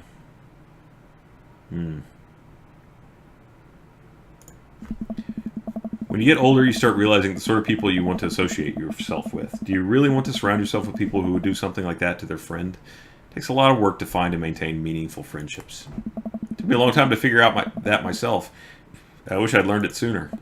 the other person isn't putting the effort to show you how much they care, it's not worth it. You're not beholden to being their friend. Ultimately, I think this says way more about their character than it does about yours. Because you're amazing. They can't see that, well, that's their problem. Hi, Haps. Oh, monster trucks. Got it. I'll keep that in mind. Look down at the table. Did we just eat that whole cake? Yes, we did just eat that whole cake. Huh. Well, good talk. Amanda gets up to go to her room. Before she closes the door, she turns around. Hey, Pops? Yes? Ah. Thank you. You're always welcome. Love you, Amanda. I love you too, Dad. She did that one. No, wait, I should have just... And you would have thought my girl voice had gotten amazing. You've got dads. Oh, let's see. We just keep going down the Robert hole. Thank you, Slithy. The cake was not a lie, but is now. Okay. I don't want to start all over with anybody new. We put so much effort into Robert and Damien. Robert is the best hole. So, once you eventually hit 3 hearts with one of these, what happens? Is that like... Does the game end? Or do you then just start serially dating everyone in the neighborhood, causing a giant drama hole? Thank you, Caitlin. If I'm honest, none of them are doing it for me either. You choose your daddy. Date 3 is game over. So if I do date 3 with Robert, the game ends. Thank you, Rolder. I don't know if I'm ready for commitment. I don't want to date Brian. He just talks about himself all the time. Thank you, Psycho Sweetheart.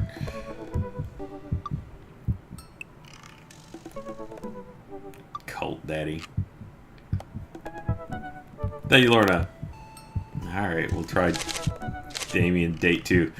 Damien date 1 didn't really turn into much of a date, though.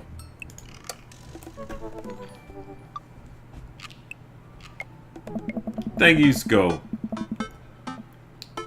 You know what? I had a lot of fun hanging out with Damien, I guess. Because, you know, we went and picked up his son and stuff.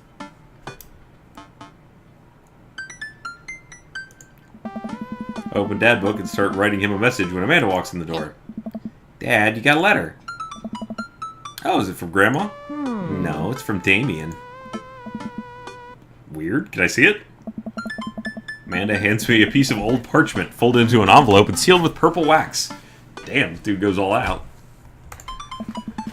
Pry off the seal and unfold the letter. Most beautiful calligraphy. The letter reads, Dearest Ryan, hope you'll find my continued correspondence endearing rather than trying.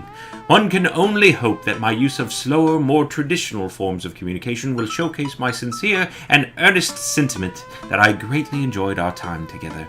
I write this hastily under the warm embrace of excitement, fearful that I may misstep and speak towards something unwelcome.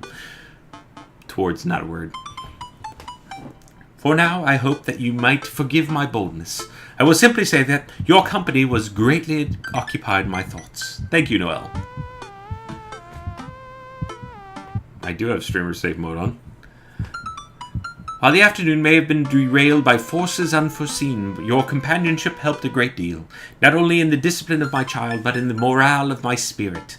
And for that I thank you. That said, Ryan, if you'll allow me, it would mean the world to me if I could enjoy more of your time. Perhaps a trip to the cinema, followed by a moonlit stroll, would be to your taste.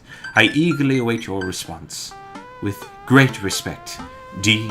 Bloodmarch.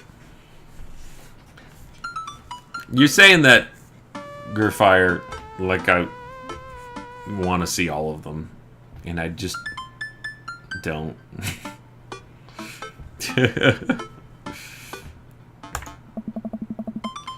Man and I both look up from the leather. Wow. He's good. So, you gonna Toward is not really a word. There's some gray area. For a long time, it wasn't a word, and now that everybody used it, and so now it's kind of becoming a word. I guess it's actually maybe it's towards. You can't say towards. Very cromulous indeed. So, you gonna catch a movie with me? Him?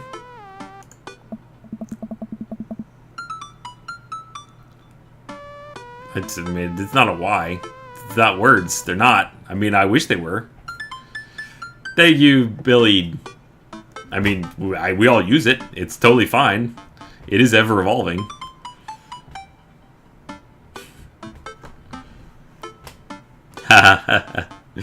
Someone tried to post the definition and it got auto-censored for some reason.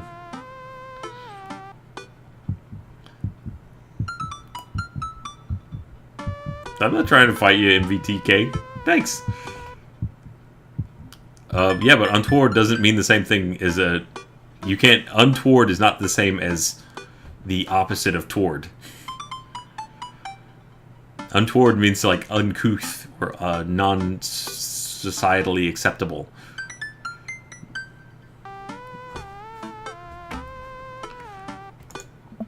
Amanda slaps my laptop shut. Huh? You have to write him back. A real letter. But my handwriting looks like two toddlers fighting over a crayon.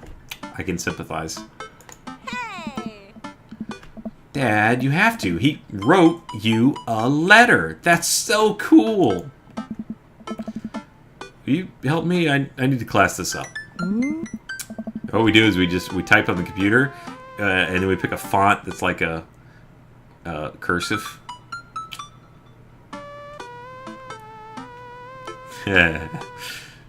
Father, I was made for this. Here's what you do. Find tickets to a show that you two will like, then enclose them in the letter. Oh, that's classy.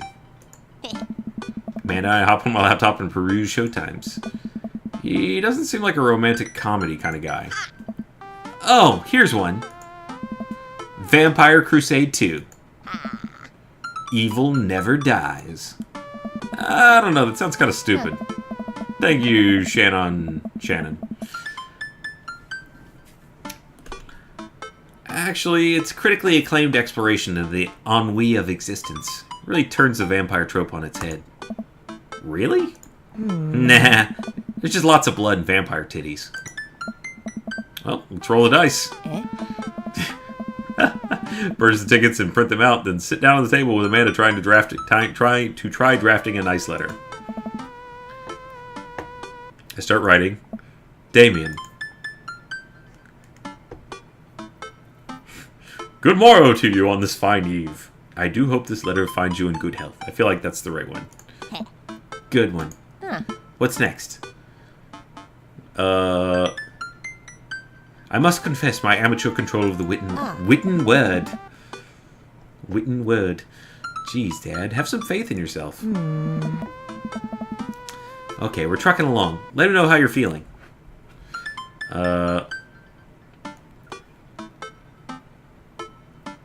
That Ernest shit was pretty messed up. What, ennui? That is the correct way to pronounce it, and it is a real word. Find me in good spirits, for I felt very much the same after our last encounter. Yes, that one. Yeah. Nice. Ask him to hang out already. True art takes time. True art takes time, Amanda.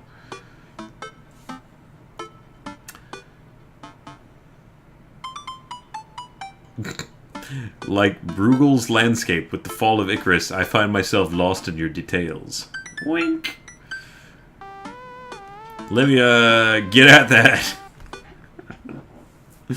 Let me get at that. Yo, let me, get at that. That's gotta be the right one, right? There's no way that it's not the right answer. That seems like what Damien would appreciate. Hey. Pardon me, good sir. Would you mind ever so humbly if I tapped that? Thank you, Countess.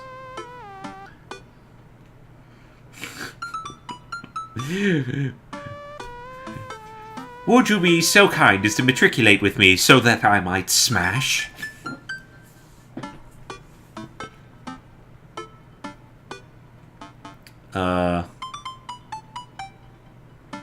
Yeah.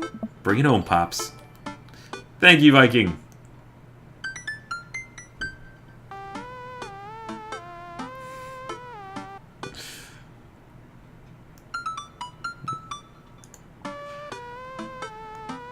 Let me take you out.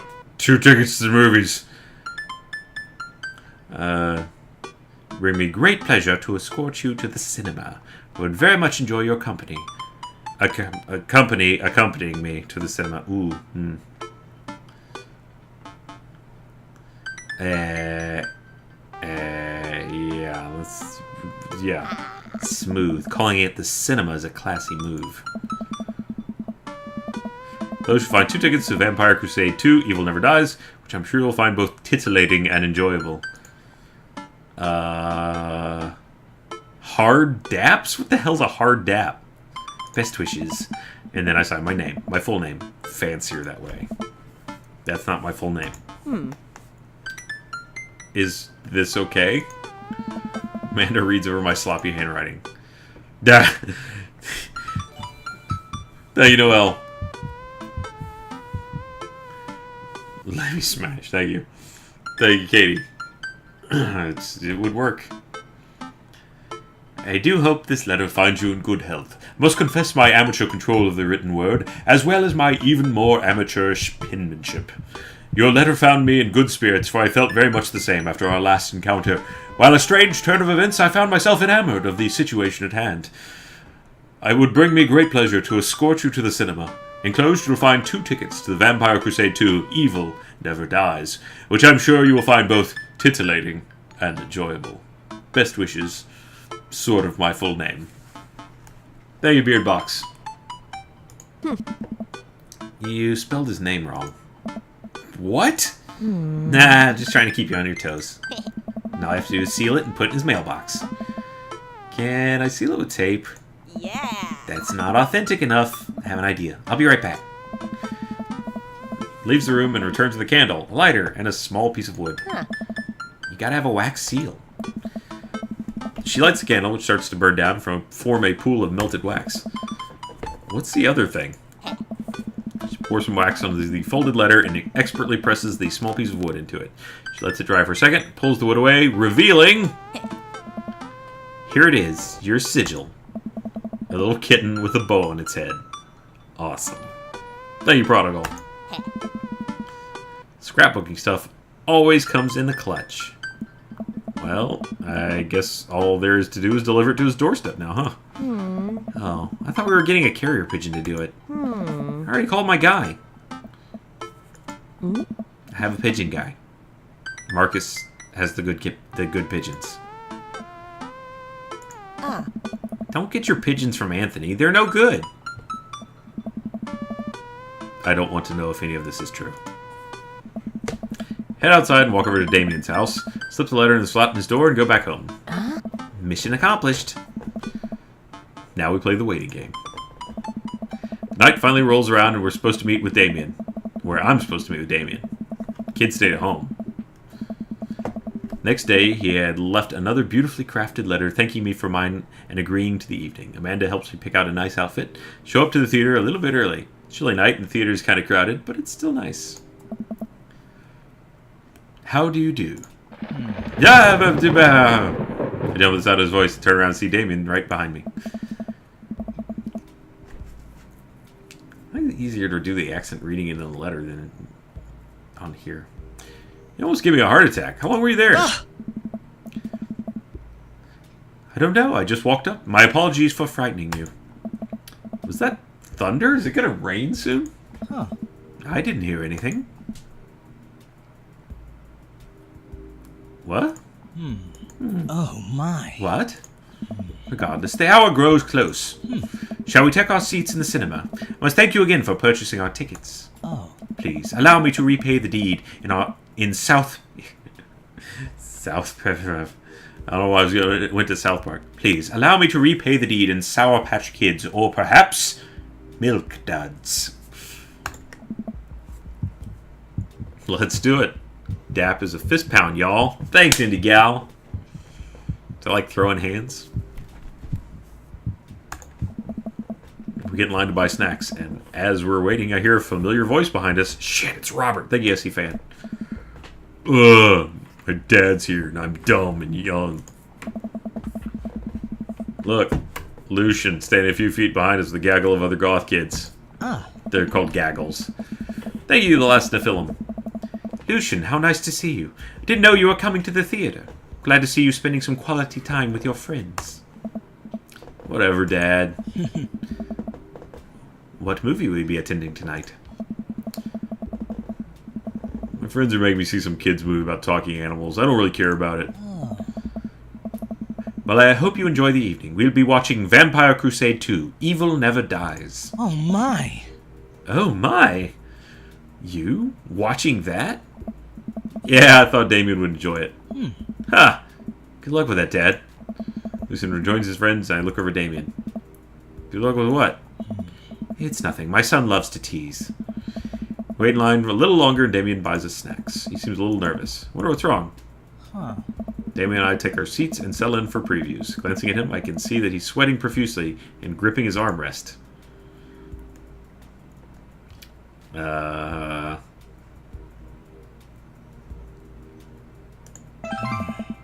was the wrong choice. Everything is perfectly fine. Huh. I'm so excited for this film. Thank you, Indie Gal. Baby. I'm a devoted patron of the arts, especially the scary arts. The scarier the art, the better. Do you have a favorite horror film? Of course I have a favorite horror movie. Mine is Halloween Town. Terrifying. Oh. Interesting. Huh. I don't seem to remember Halloween Town being that scary. I would have expected him to bring up some sort of strange foreign horror film that I'd never heard of. Damien's knuckles are turning white. Seems like he's about to rip the armrest off. Wait a second. Damien, are you afraid of horror movies? What? You must be joking. I love horror movies. Lights dim for the film.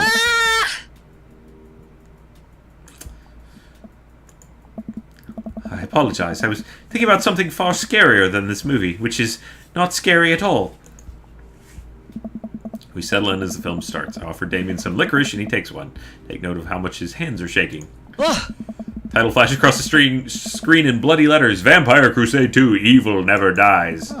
Pale man with long silver hair, glittering red eyes, and well-oiled abs sits up in a coffin. Awaken, my coven. Two more vampires slide the tops of their stone coffins onto the floor. Brother, what time is it? Time. Yes, husband, also mortal enemy, it is time. That was Carmela. Yes, husband, but also mortal enemy. Ah, fuck it, I don't care. Three look at each other, then to the camera. For the Vampire Crusade! This rules. Three vampires fly off into the night, foreboding organ music plays in the distance. Maybe they're flying towards it. Somehow we get lost in the movie. Dumb as it sounded, it's actually a pretty fun flick. We get to a tense moment of the movie where Romulus Trueblood sits at the truce meeting with the general of the human army, whose wife Romulus has fallen in love with. Romulus, it's good to finally meet you. General, I agree. It's good to finally blood you! What? He leaps out and slashes the general's throat. Blood splatters from everything, including the camera. Damien screams again, reflexively grasping my hand. I immediately blush, forgetting about any vampires or blood or vampiric blood. What? Oh, I'm terribly sorry. Damien retracts his hand and places it on his lap. I was writing a novel in my head about blood magic, and I got an extremely scary section. Damien goes back to quietly stressing out over the movie. It's kind of cute that he won't admit he's afraid of it. Thank you, tons of fun. Yeah, you're not wrong. I wish you would hold my hand again. Maybe I could do something to try and make him feel more comfortable. I've got it. I'll do what all dads do best. Talk during the movie.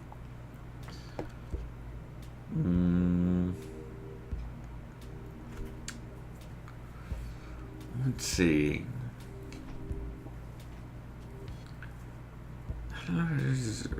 Dad joke? Lots of people want a dad joke? Okay, dad joke. We didn't get any eggplants. Where does a dog go when it loses its tail? What? Where? To the retail store. I yelled at the last bit a little too loud for a crowded movie theater, but I can see a smile form on Damien's face. Good one, Ryan. Huh. The rest of the movie theater goes by relatively smoothly, with only a few whimpers from Damien. Maybe you would like the romantic comedy better. Get the final scene of the movie, where Romulus, Bad Blood, and the General's wife embrace each other in his crypt. It appears the true vampire crusade was the vampire crusade in our hearts, our cold, unbeating hearts. Because he got bad blood, and he killed a general, and then I made out with his wife. Hard. Film fades to black, and the end appears on the screen. Then it hard cuts to Demetrius with his rival lover, Carmela, who watched the two from afar.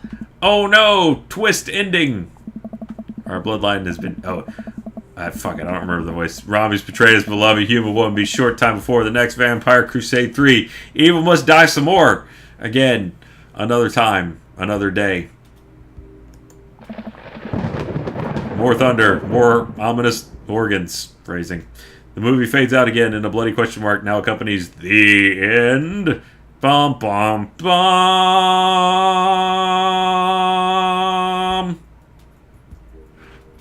Bum. Damien and I walk out of the movie theater amidst throngs of chattering moviegoers. He's a little more pale than I remember, but otherwise he survived the encounter. Seems kind of invigorated. What an interesting film. While the premise admittedly struck me as pedestrian, I was intrigued by its harrowing love story and great attention to detail in regards to vampiric lore. Yeah, it's pretty good. A lot more vampire titties than I thought there would be. Oh. Come, the night is young. Let's take a stroll. I think I went back to Frieza. I'm not doing very good on the accents anymore. Or ever. Damien is making a point of not telling me where he's taking me. Still, I'm enjoying the walk in the cool night air. Being alone here with Damien is a lot better than being in a crowded theater. Lovely night, isn't it? As lovely as the company, yes. ... He thinks I'm lovely. The lovely Ryan. Alright, here comes the smooth response.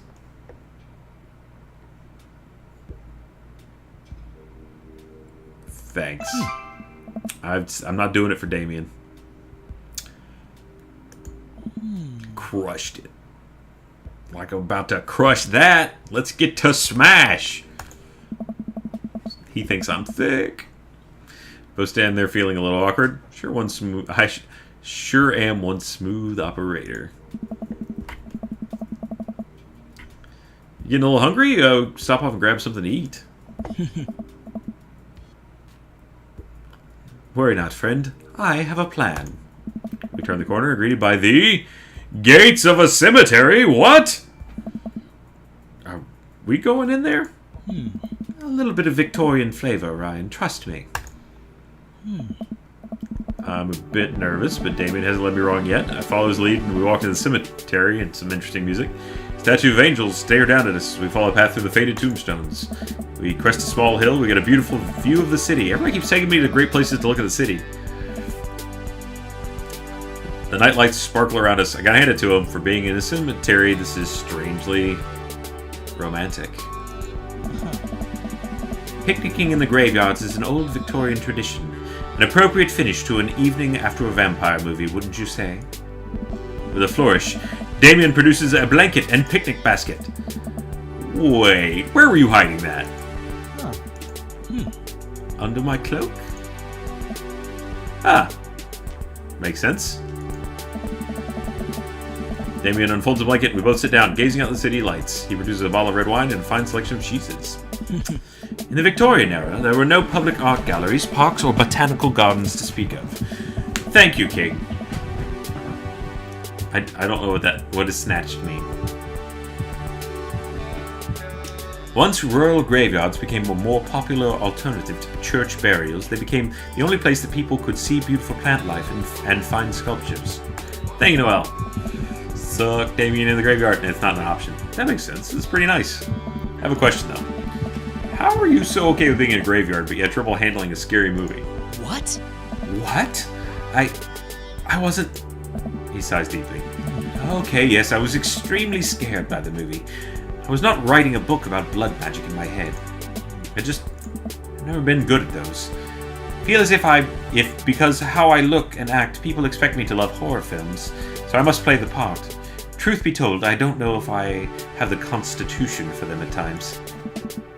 I mean, I'm sorry if I know I would have suggested another movie. That's quite alright. I actually did find myself enjoying this one, thanks to your help. Graveyards, however, I think there's something rather beautiful about death. Cemeteries are traditionally built away from cities, away from the realm of the living, and it keeps us rather separated from it. To acknowledge death and become comfortable with it, I think, gives us a certain intimate knowledge of ourselves. Thank you, Infinity. To sit amongst generations of those who came before us, to be truly alive in the midst of so much death, brings me great comfort. Death helps me appreciate life, to savor every second. We sit and enjoy our food and wine. I don't feel scared anymore. Never thought I'd be comfortable sitting alone in a graveyard at night, but I actually feel very peaceful. Thank you, Philip Ross. Suddenly it doesn't seem like we're alone. Off in the distance I see a shadowy figure in the trees. What is that? I'm not sure. It noticed us, and paralyzed with fear, and it begins lumbering slowly toward us, shape taking more animal form, more feral. Look to Damien for help, but he's just as afraid and transfixed as I am. Thank you, comms guy. I want to scream, but it's stuck in my throat. The creature's getting closer, moving faster. Wolf, it says. Oh. It's a dog. Thank you, Boo Radley, man. This must be one truly tremendous dog. If this turns out to be a corgi, I'm punting it. Fuck! Come on. Punt it. As it finally comes to light, the friendliest, dumbest little Boston Terrier I've ever seen pulls its owner toward us. Dog trots over to Damien and sniffs his hands. Damien looks ecstatic. He ruffles the dog's fur happily. What a beautiful dog. Hey. Both look up, not expecting to see. Oh, shit! Thank you, Fella Crux. Robert, you know Damien. Damien, you know Robert, right?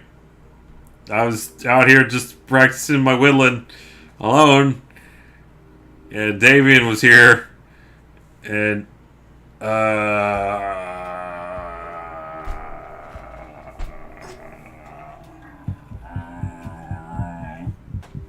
thank you, Lorna. So awkward. Thanks. Robert, what are you doing out here on this lovely evening? Oh? Hunting cryptids. I already know about the cryptids. Don't ask. Surprised. What? What?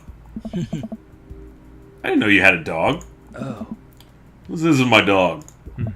Found her wandering in the street. Put a leash on her, and now we're walking around this graveyard together. Thank you, Countess. Hunting cryptids. Damien and I share a look. May I give her a treat? Sure. Wouldn't give her cheese, though. Thank you, Alexander Hammy Ham. Hey. Not to worry. Damien reaches into the depths of his cloak and produces a small dog treat. What else is he keeping in there? What is it? Did I just pick the two dudes that just have clothing of never-ending pockets? Thank you, Julie. It's apparently I'm not as sly as I think I am. Dog laps up the treat and crunches away, tail waggling furiously. Damien continues to smooth down her fur. Thanks. Hey. My absolute pleasure. Damien shakes the dog's paw. Lovely to meet you, my friend. May our paths cross again. Robert and his dog disappear into the darkness again. Damien stares after them. I didn't know you liked dogs. I also never asked. Victorians loved dogs, actually. Most Victorian women of high fashion would always be accompanied by a small dog, such as a terrier or a Maltese. I think big dogs are nice, too. Yeah, man, dogs are cool.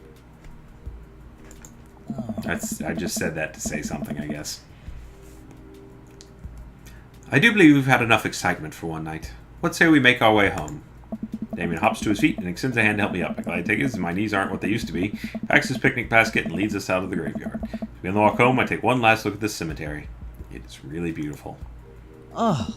Like a proper gentleman, Damien walks me to my doorstep. Thank you, Feller Crux. The Maltese, Britain's chocolate pupper. Thank you ever so kindly for your company tonight. Damien, it was my pleasure. Ryan, if you'll allow me, it'd be great joy to offer you a token of my affection. Thank you, Kate Levia. Oh. Damien reaches his cloak and pulls out a folded, monogrammed handkerchief. He presses it into my hand. Oh, thank you, Damien.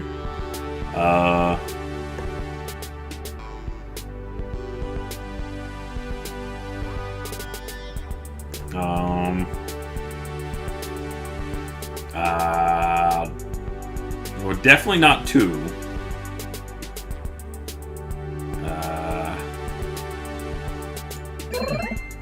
Oh, that's the first eggplants. A noble purpose. Damien shuffles his feet. Oh. Just want to say it's rare to find someone like you, someone who's open to my eccentricities.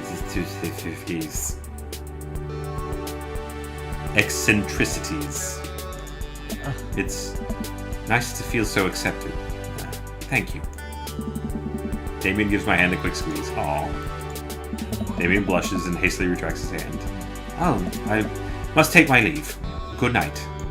Before I can say anything else, he's gone. Huh.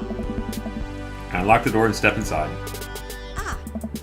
Like a whirlwind, Amanda runs from the window and plops down on the couch, trying to look nonchalant. Hey, Dad, what's up? Were you watching me from the window? No, I was just, Okay, yes. How was the movie? Lots of vampire titties. Told ya. But as it turns out, Damien is scared. Wait, Amanda doesn't even know that. I'll keep it between me and Damien. Scary cool. Yep, he's so cool, it's scary. Also, we ran into Robert. That was awkward. Nice save, Ryan. Thank you, fellow crooks. Gaming convention may or may not be taking place in Dallas in 2 weeks. What shirt size do they get? Hey, wait. If someone was to buy something at a gaming convention that may or may not be taking place in Dallas in 2 weeks, what shirt size do they? I mean, if you're talking about buying a shirt, what shirt size am I? I'm a medium, but you didn't actually specify anywhere in there that you were talking about. I don't know what size you are. I can't answer that question for you. Do you know that graveyards used to be a place to throw parties? Huh. I think I'm misremembering that. Oh, that's pretty punk. Also, we saw a dog. Definitely thought it was a werewolf for a minute, though. How can you be so sure it wasn't a werewolf? How can you be so sure I'm not a werewolf? How can I be so sure you're not a werewolf? Amanda's eyes narrow. I don't trust you. Nor I you. We make intense, wary eye contact for a second. Anyway, I'm calling it for the night. Don't stay up too late, will you? And I'll try not to howl at the moon past midnight.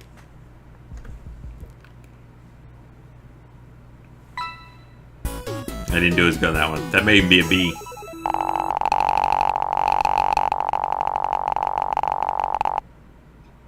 Oh! Corey Feldman? He simply slayed in the Lost Boys. He simply slayed in the Lost Boys. He speaks with a very relaxed and light, genteel tone.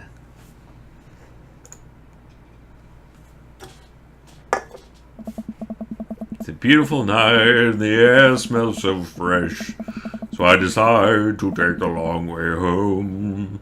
Except I was already at home talking to my daughter. So how did I get here in the middle of the street in the dark? Seems to be sort of a plot derivative direction that I was not informed of. Casually stroll through the neighborhood, taking in the sights and sounds of a suburban city with a low crime rate and wide, walkable sidewalks at night. This is my town. It can be cold. It can be hard. But you know what? I run this place. Thanks, Eileen. As I approach the bar, I can hear patrons inside cheering. Oh, but the game is on. Wonder if my team is playing tonight. Drop of water hits my head. And now it's like a lot of drops of water. It's pouring rain. Maybe we should wait this out inside. Beer me. Turns out my team isn't playing tonight, but I can certainly enjoy the game regardless. The bar is unusually crowded. The feelings of camaraderie over a shared love for the game makes me smile. Sports are nice. Is Drunk Wife gonna be here? Drunk Wife's here. Look over in the corner and spot none other than Mary, sitting alone and in the corner, nursing a cocktail. Something about her seems different this time. What's Skull do? Something about her seems different this time. She's like so sad. No young guys. The glass is definitely half empty. Oh. She looks up half-heartedly, raises her glass to me before staring off in the middle distance. So, you know what? We'll engage. Hold on. I need one more drink to get through this. I'll be right back. It's a 2 Diet Coker. Time out. Be right back. 1 second.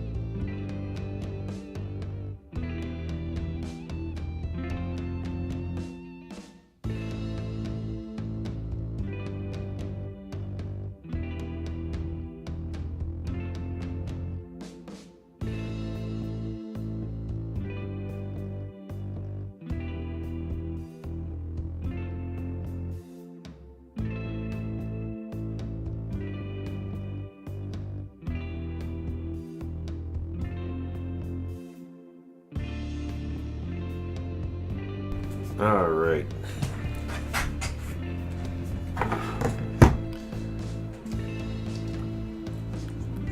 Can smash Joseph too.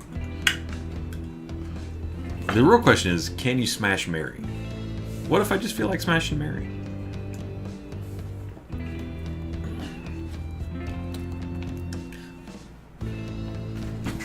I'm smashing all these boy types for you. Let me smash a girl type for me. Thank you, Robin. My wine wife.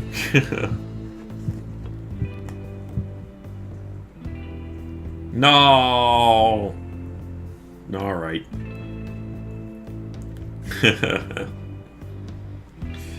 Sure, let's say hi to Mary. So I go say hello. Walk over to her booth. She doesn't look up. Is the seat taken? She still doesn't look up. Take a seat anyways. She finally notices me. Oh. Look, dream dads don't have to be limited to other dads. Dad diddling. Hey, cowboy. You alright? Never better. See a little far gone. Oh. Tears start welling up in her eyes. Ah, fuck. What have I stumbled on? It's an emotional landmine. Damn it! Oh, okay. Ruby dub voice for Mary. Thank you, Velcrux. I don't remember what I did. Well, you mean I guess I did Weiss. Will you walk a gal home? Yeah. Slide out of the booth. Seems like Mary's having some trouble getting up. Reach out a hand to help her, but she waves me away.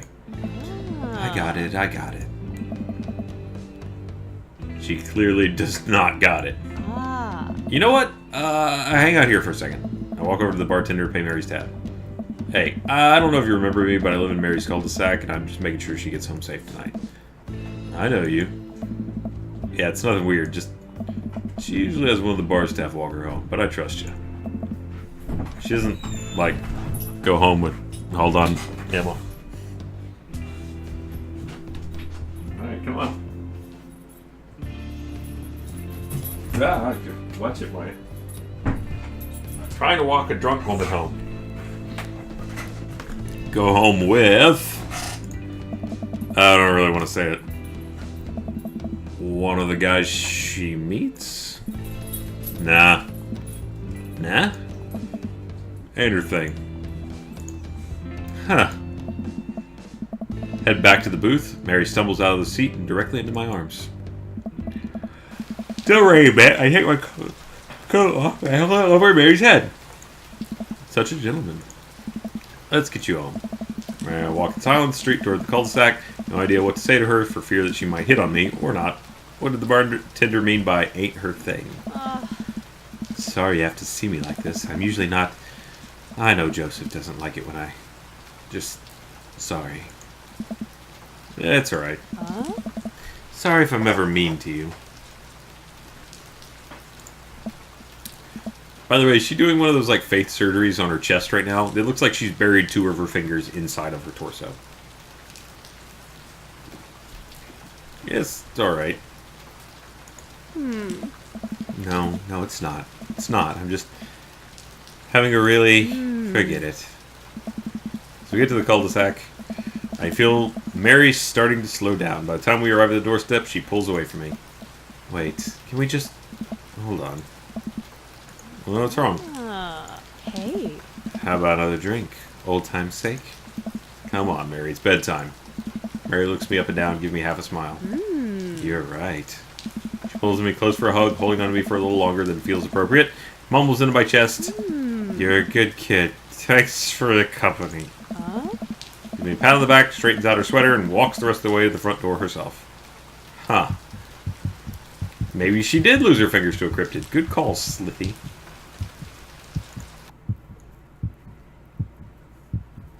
Welcome.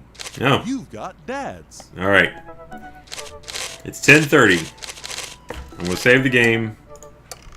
We got time to find an ending here. Do we Damien or do we Robert?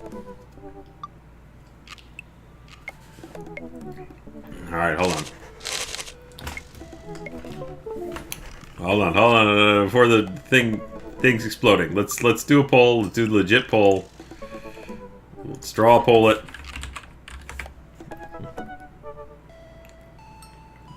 That means I get to write another poll question. Hooray!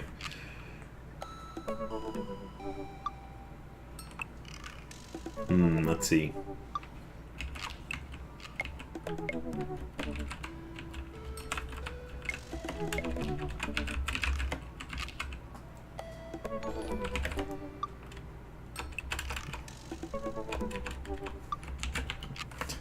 Okay, got it. Here we go. Hey, hold on. Here we go. Okay.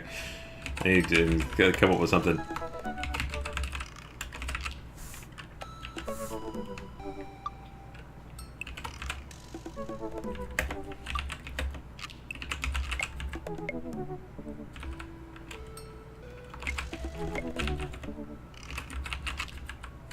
Come on. Spell Haywood. That's not how you spell.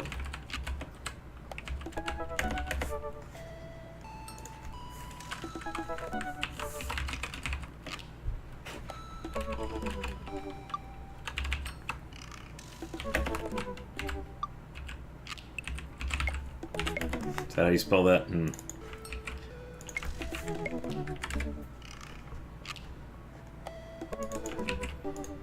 Hold on.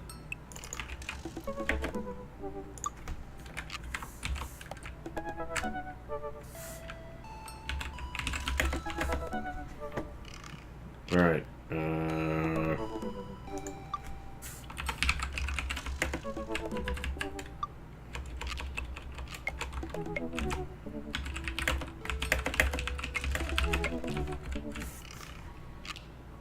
There we go. Okay. Let's see. Where doth the chat lean?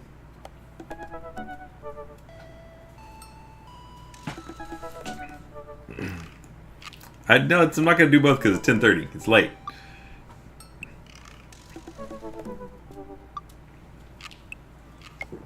I saved it in case we ever go back.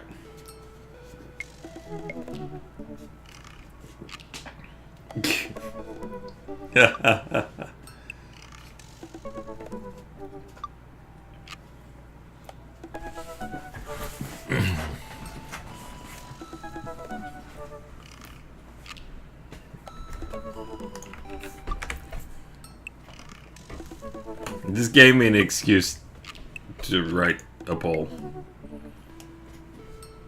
45 of you just would like everyone to know that it's a nice night.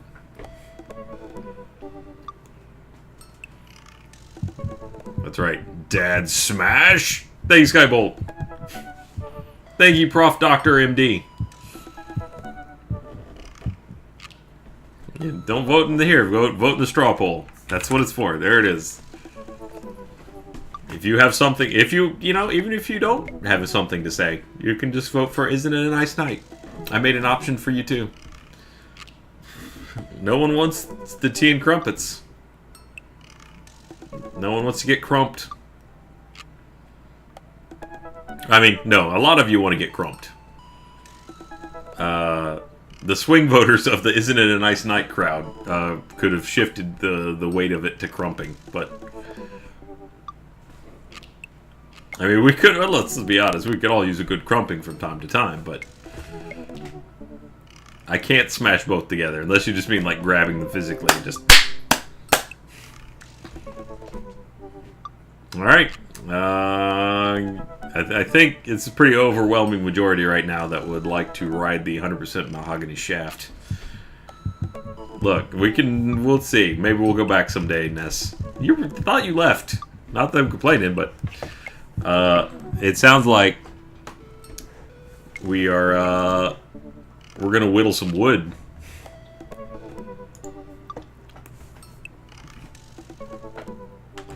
Okay. There he is.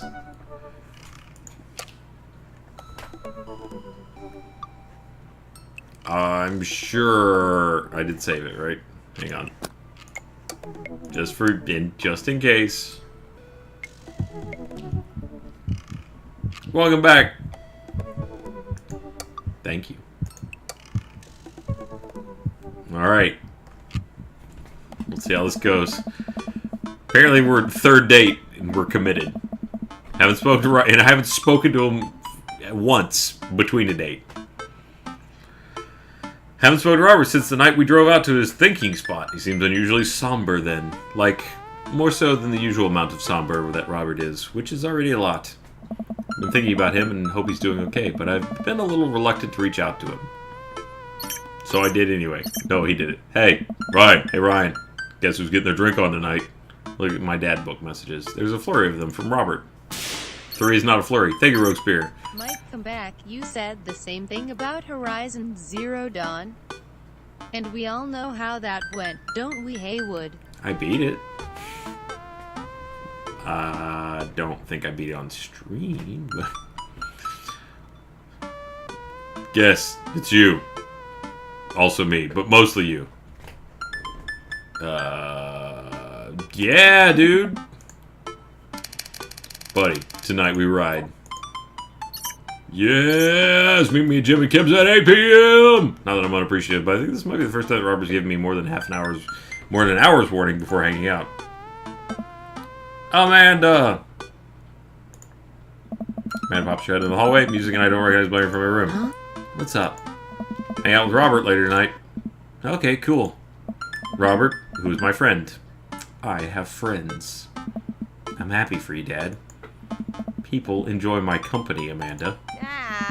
Dad, I'm so happy for your continued development as a human being. What are you listening to? Sad shit.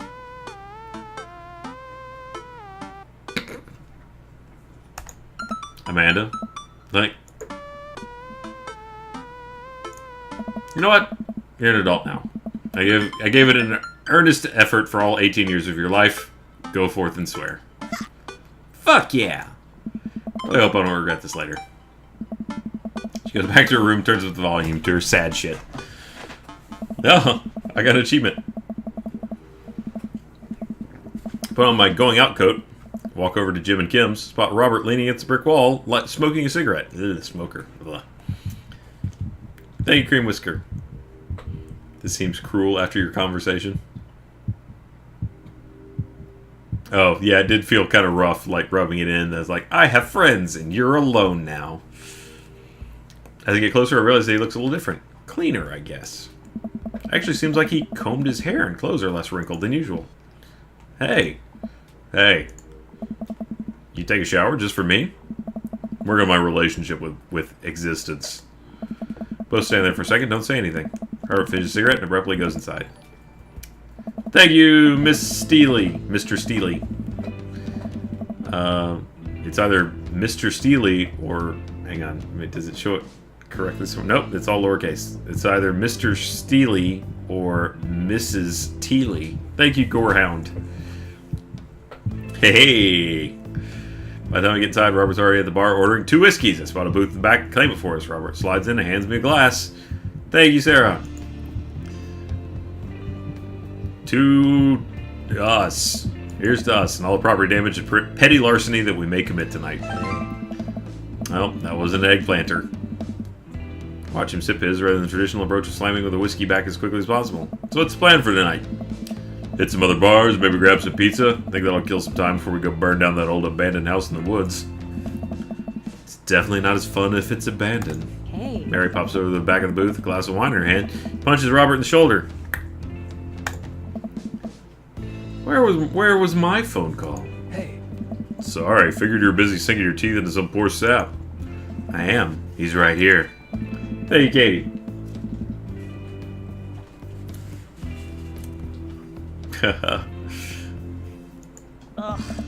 You replacing me with a new kid? Mary, I could never replace you. Thanks, Slithy.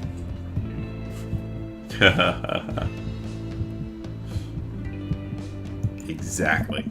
Mary leaves her booth and slides it next to Robert. The guy she was sitting with looks mildly relieved. She eyes Robert's clean pressed clothes up and down.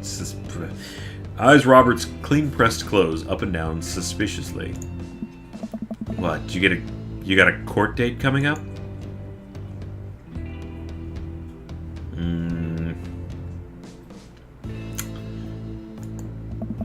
You would have had to shave first.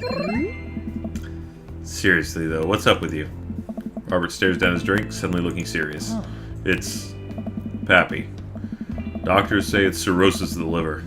Told that old bag of bones to quit it with the sauce, but it's It's all he's ever known, especially since Ma's gone. That's why I invited you out tonight. Just didn't want to be alone. Oh, come on. Ryan, don't be an asshole. You know the one thing Robert doesn't joke about is his pappy. Oops. Giving him 2 months. Gotta help him straighten out his affairs. Robert, I'm so sorry. Robert takes a long look at his whiskey, eyeing it in the dim glow of the bar's lights. Look at his life, and then I look at mine, and I know history is just doomed to repeat itself. Oh my god. Ah! Just kidding. He's retired with his new girlfriend in Acapulco. I watch the sunset every night. Probably screw like donkeys. Screw like donkeys. Wait. Aren't rabbits the one that screw a lot? Sorry, I didn't realize you were an expert on which animals screw a lot. Come on. Please stop saying the word screw. Robert finishes his drink and slides away from me. He gets up out of the booth. Me and Ryan are going to hit the bricks. You coming with? Cast one last glance at the sad sap she's been hunting and downs the rest of her wine in one gulp. This place is dead anyways. Hey. We exit the bar and find the typically empty street filled with a small crowd of people. The front guy with a really deliberate attitude and bad posture. He carries a lantern that he shines up at his face for dramatic effect. What's going on? It looks like one of those walking ghost tours. They do that in this part of town all the time. I've always wanted to do one of those. You know all the stories are fake, right?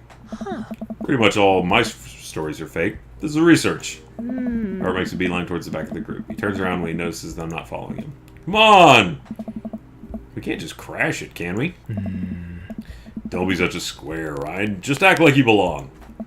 Robert sidles up to the tour group. I reluctantly fall into step behind him. Well, here goes nothing.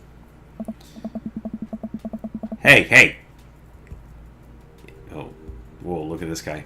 Hey, it was in this place in 1694 that the most infamous witch trials were held. To date, we do not know if the people burned at the stake were actually witches, but it was widely reported that the ghosts still haunt this hapless dive bar to this very day. It was actually 1692. What? And the site was over by the coffee shop down the road. Sorry, who are you? Daniel McSturgis, ghost historian. This is my colleague, Dr. Loomis, paranormal investigator extraordinaire, touring America's most haunted locations as research for our new book. May have seen our guest cameo on Paranormal House Hunters Extreme Edition. A couple of people in the group start nodding. Man, Robert's good at this. I am so sad. Joel? Are you guys even part of the group? I don't remember seeing you at the first stop. We like to keep a low profile. Easier to catch ghosts that way. Oh. They've definitely been here. Been standing next to them the whole time. Thank you, random lady who I do not know. Huh? As I was saying, the epicenter of paranormal activity can be found at the Coffee Spoon over there. The man who runs it's been plagued by hauntings since he signed the lease. Damn near driven him mad. Whatever you want to say is cool, I guess. It's your tour. Hey. Man, didn't know that about Matt. Wait, Robert's just making this up. The rest of the tour group listens intently to Robert's every word. I think the tour guide can tell that he's losing the group. He seems to be getting flustered. Hey! Thank you for your contribution and knowledge, Mr. McSturgis. Let's move on to the next haunted location. Robert, Mary, and I follow the group down the street. Tour guide's shirt is cool. Yeah, everyone in the group gets one if we make it to the final location. Turn to Robert and grab him by the shoulders. I need that t-shirt. Well, guess we're in this for the long haul then. Just follow my lead. Don't arouse too much suspicion, and we'll have cool ghost shirts in no time. Our group arrives at an old, decrepit, colonial-style house. Hey! Quick pause in the tour. My name is Quinn, but most people in the ghost tour circuit call me Tour Master Quinn. I'm a DJ, trivia master, and part-time actor.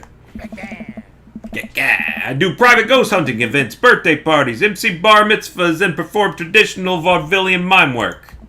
Tour Master Quinn gives headshots to all of us. His resume is on the back. Huh. Stage combat experience. Anyway, here's a little bit of history for you all.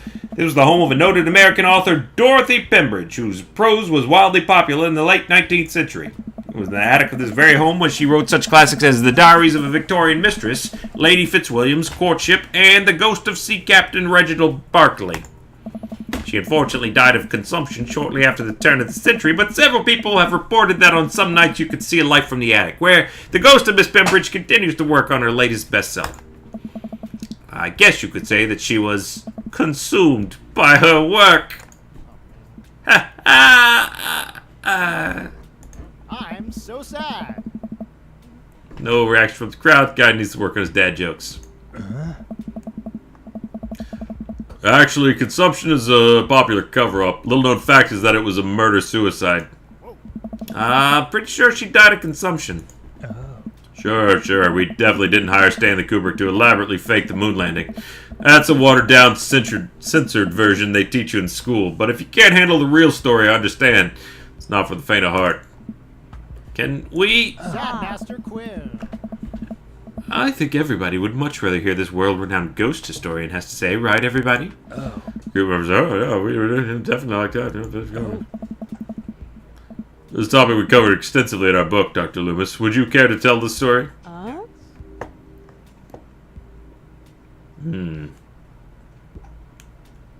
Riff something highbrow. Yes, though it's rarely covered in traditional textbooks, Dorothy Pembridge was caught in a fierce rivalry with fellow author Arthur Livingston Price. Arthur's books were a blatant rip-off of Pembridge's work and constantly sold better. Pembridge was enraged by this and confronted Livingston Price at his home with plans to end his life.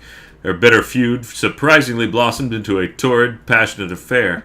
After many months of secret courtship, Pembridge followed through with her original plan and poisoned Livingston Price in his sleep. Overcome with unexpected grief, Pembridge polished off the last of the poison and died by her lover's side. Reports say that couples who enter the house will no doubt doom their relationship to a bitter end. Man, I should bring my wife here. Entire tour group laughs heartily. Kidding. My wife's dead. Crowd gasps. She was killed by a ghost. Crowd gasps again. I'm just messing with you guys. Tour guide seizes an opportunity to take that group and addresses with some razzle-dazzle. Ha! What an interesting story! Now, I just want everybody to know the next location is extremely terrifying. If anybody thinks they can't handle it, feel free to excuse yourselves. Alright, I'm bored. Mary turns to a young guy looking at his phone and taps him on the shoulder. Hey, kid. Fancy buying a gal a drink?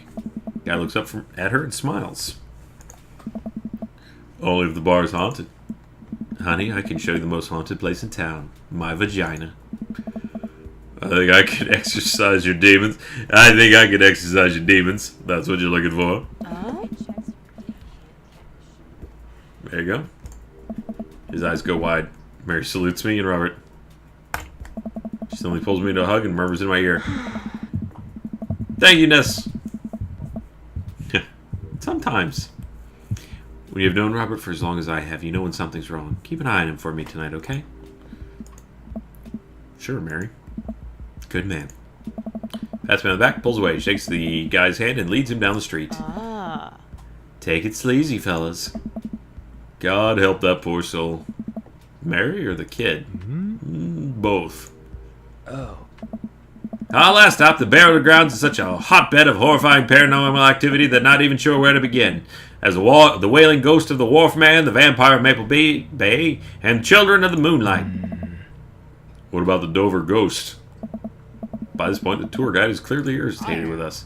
What about it? Oh, nothing. I just think it would be a crime to come all the way out to the cemetery, the actual origin of one of New England's most notorious paranormal entities, and not even mention the infamous Dover ghost. That's not a real thing. This is absolutely not a real thing. I think someone needs to brush up on their paranormal history. I know tons about paranormal history. I know every ghost story in this area. Hi. I can guarantee there's one you don't know. Robert looks over at me and smiles. Hi.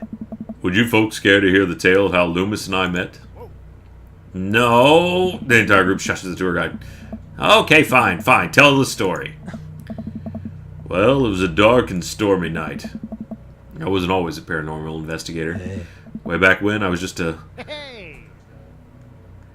carnival barker. Living free and easy with the circus folk. They were always kind to me. Took me in when I was young, but I knew I wanted something more. Happened upon a quiet town of Maple Bay quite by accident. Little did I know that the city had a dark side. Now, about that same time, I was just starting out as an apprentice to a rather famous ghost hunter, who was an old family friend of mine. Carried the equipment, operated the EVP machine, all that.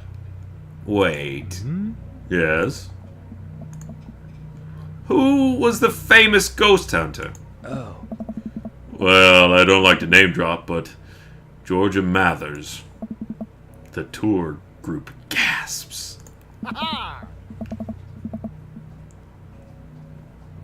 Oh, his dick's for grifting? Damn. Oh well. Georgia Mathers. She's a legend. You know her? Knew her. Amazing woman. Died mysteriously. Miss you, Georgie. Hey. Anyway, we were in Maple Bay investigating some reports of strange lights and sounds coming from the cemetery late at night. Now, we had been warned by the old crypt keeper that this place was highly dangerous, but Georgia was never one to shy away from an adventure. We camped out in the center of the cemetery for 3 nights straight. Thank you, Ness. Never! We endured your so-called wailing watchman. Wailing ghost of the Wolfman. Whatever. Your stupid vampire was a teenager in a mask. But the Dover ghost, man. Tell him, Loomis. Oh. So there I was, just walking back to my hotel after a long day of which one gets the dick.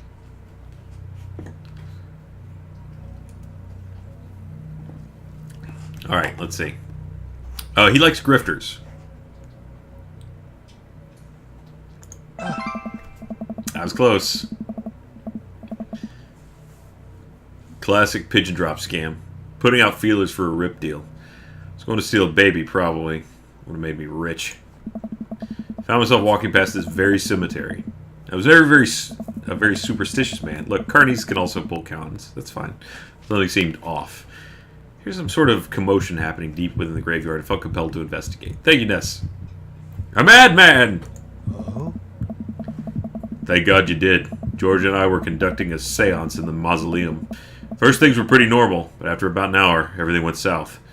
Playing back the EVP meter, we were able to hear a single word. Huh? Run. Hey.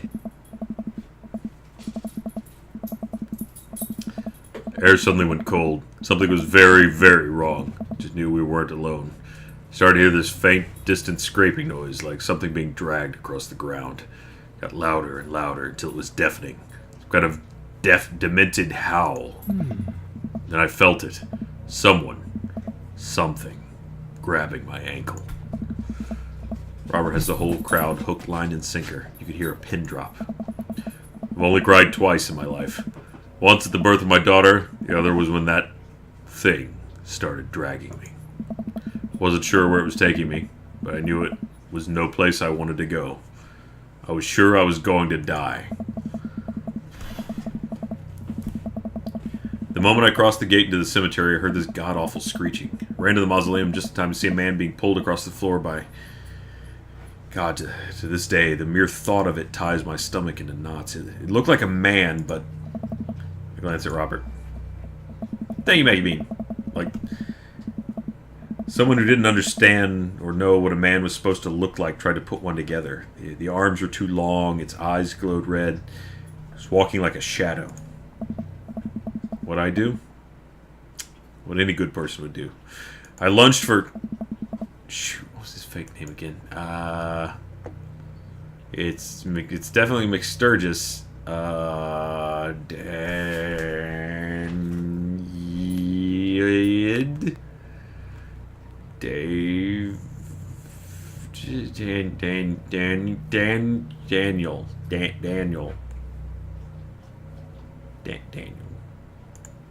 Daniel. There it is. Grabbed his hand and entered a tug-of-war of the unholiest of forces. Thought it was going to be torn in half. I had God on my side. Pocket Bible I always kept on me fell out of my shirt pocket. To this day, I remember what passage it opened up to.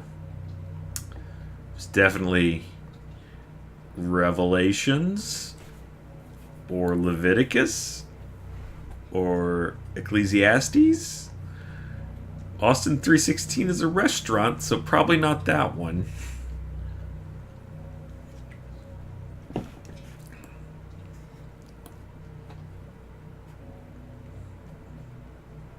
Three. Okay. Ecclesiastes, huh? Then the dust shall return to the earth as it was, and the spirit shall return unto God who gave it. I have no idea where Robert pulled that verse from. With a horrifying growl, the entity finally relented. Daniel and I collapsed onto the ground exhausted. We were both covered in blood. Oh. The damn creature clawed into my chest. Got me real good. Had to get 16 stitches. Robert pulls down the collar of his shirt to reveal a long, wicked scar across his pecs. And that's how I got this scar. I followed Georgia Mathers to the end of this earth. We faced exorcisms, demons, poltergeists, and then threw our equipment across the room, but I had never seen Georgia so scared. She was never the same after that. Neither was I. Watching what happened to Daniel and Georgia shook my faith, but I came out of that experience a better man and a better friend. We've been brothers ever since. Tour group gives us a round of applause as Daniel, Robert, and I share an emotional hug. As he embraces me, I can smell the cologne on his neck. Robert does clean up nice. Find myself lingering a little too long in the hug.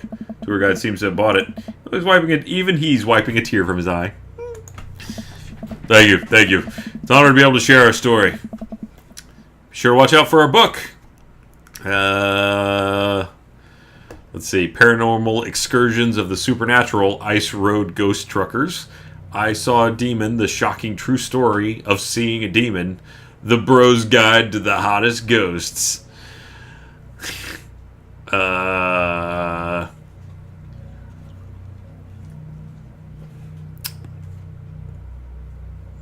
Seems like everybody's going for one. Some people are going for two.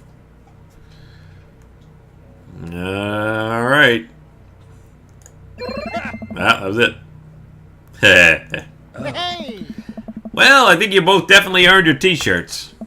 Tour guide hands us our coveted t-shirts. He then slips his business card to us and leans in close. That's the good stuff. You guys ever in need of a professional actor, balloon animal artist, Elvis impersonator, or nude model, please don't hesitate to contact me. So, You got it, buddy. After a couple of tourists take selfies with us, we split away from the group and walk home. That was incredible.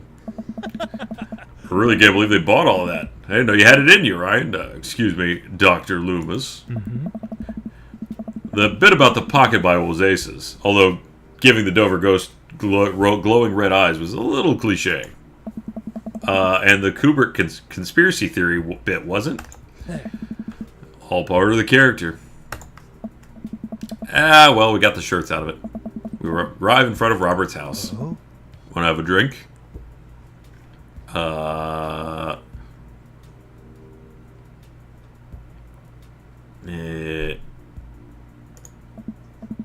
long have you known me for? Do you really think I would turn down the opportunity to share a fine alcoholic beverage with my treasured friend and accomplice, Mr. Robert Bobbert Small? If you ever call me Bobbert again, I will kick you right in the shins. Both of them. Then you can expect an angry call from my orthopedist in the morning. oh, Bobbert. Oh, he didn't like that. Robert just laughs and starts unlocking his door. My shins live to die another day. Robert leads me inside. I can't help but think of what Mary said to me. Robert did seem a little bit off, and that completely disappeared when we were joking around with the ghost tour. I don't know, he's hard to read. While I'm thinking, I hear claws skittering across the floor. Oh god, it's his pit bull. I'm about to be torn to shreds. Except that we already know that it's a Boston Terrier. Betsy, hey, be nice. Thank you, J-Master. Sure, cake. Birthdays! Happy birthday. I don't feel anything but tiny paws scratching my shoes. I open my eyes. Ah! Betsy? Robert's dog jumps away from me, running around in circles, sniffing Robert's legs. He pats her on the head. Hey, that's not a pit bull. It's the cutest, dumbest Boston Terrier I've ever seen, except for when I saw it earlier. Betsy, you're not a pit bull, and You weren't taken by the Dover ghost? Betsy's made of tougher stuff than that. Ain't you, girl? Betsy rolls over some well-deserved belly rubs. Just keep a picture of a large pit bull in my wallet in case of, emergencies. Comedic emergencies. Make her way to Robert's living room. For a quiet man with arguably the oldest pickup truck that can be legally driven, his place is amazing. There are sleek modern appliances throughout the room with a big flat TV screen mounted on the wall. I mean, it doesn't... It's also covered in... Alright, whatever. Yeah, shelves upon shelves of DVDs. Guess he wasn't lying about being really into cinema. Pours both glasses of whiskey from the well-stocked bar in the corner while Betsy curls up in a pile of cushions. So, how did you really get that scar? And don't tell me you got it fishing for Alaskan king crabs in the Bering Sea or something. You've trained me too well. He laughs, takes a sip of his drink. Daughter and I were riding our bikes. I hit a rock, flew over the handlebars, and then we went to the hospital. That's it. Hey. Not a very interesting story. Never heard you talk about your daughter. Well, I have one. That's her. Puts a picture on the wall, a very serious little girl with dark eyes. Yeah, it's definitely Robert's daughter. How old is she? 25, 26? Not too sure. Does she live around here? Huh? No, Val lives back home in Brooklyn. Right?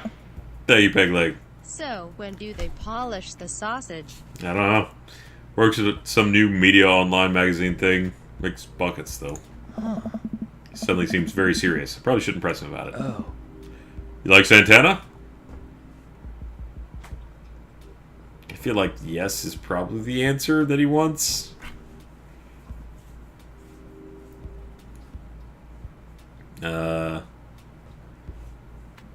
Because who would just ask, like, you know what? Do you maybe it was a trap? Okay, great. He didn't explode in Peni though. Downs his drink. Hey, you all right? Oh, he leans in and kisses me, the taste of whiskey burning my lips. Surprised at first, but slowly relax into his arms. Alright, look away, children. He pulls away slightly, his lips barely brushing against my mouth. I am now. Can't say anything. Best managing a sigh. Now I'm into the fanfic part of this game, I think. Robert leans in again, kissing me harder. He pulls my bottom lip between his teeth. And bites slightly, sliding a hand under my shirt. My heart pounds in my chest as he lies us both down on the couch. He kisses a trail down my neck, his teeth grazing my skin. I'm tight so he bit my lip so it hurts. I just... It's not that. Robert bites down, I have to stifle a moan. Thank you, Ness. Yes, everyone look away. Read it sexy. No. I refuse to read it sexy. Bow chicka bow wow. Exactly, Slithy. Robert stiffens up and pulls... He stiffens up, eh? Wink. Phrasing. No biting? No, it's... I guess I'm okay with that. Thank you, Peg. Like, caboose. Read his caboose? That would be funny. Hey. Something's up. Robert runs a hand through his hair and looks away. I'm fine. I've just been kind of stressed out. Tired. Not a big deal. Thank you, Nissa. I am an adult. I refuse to cover my eyes. Nice.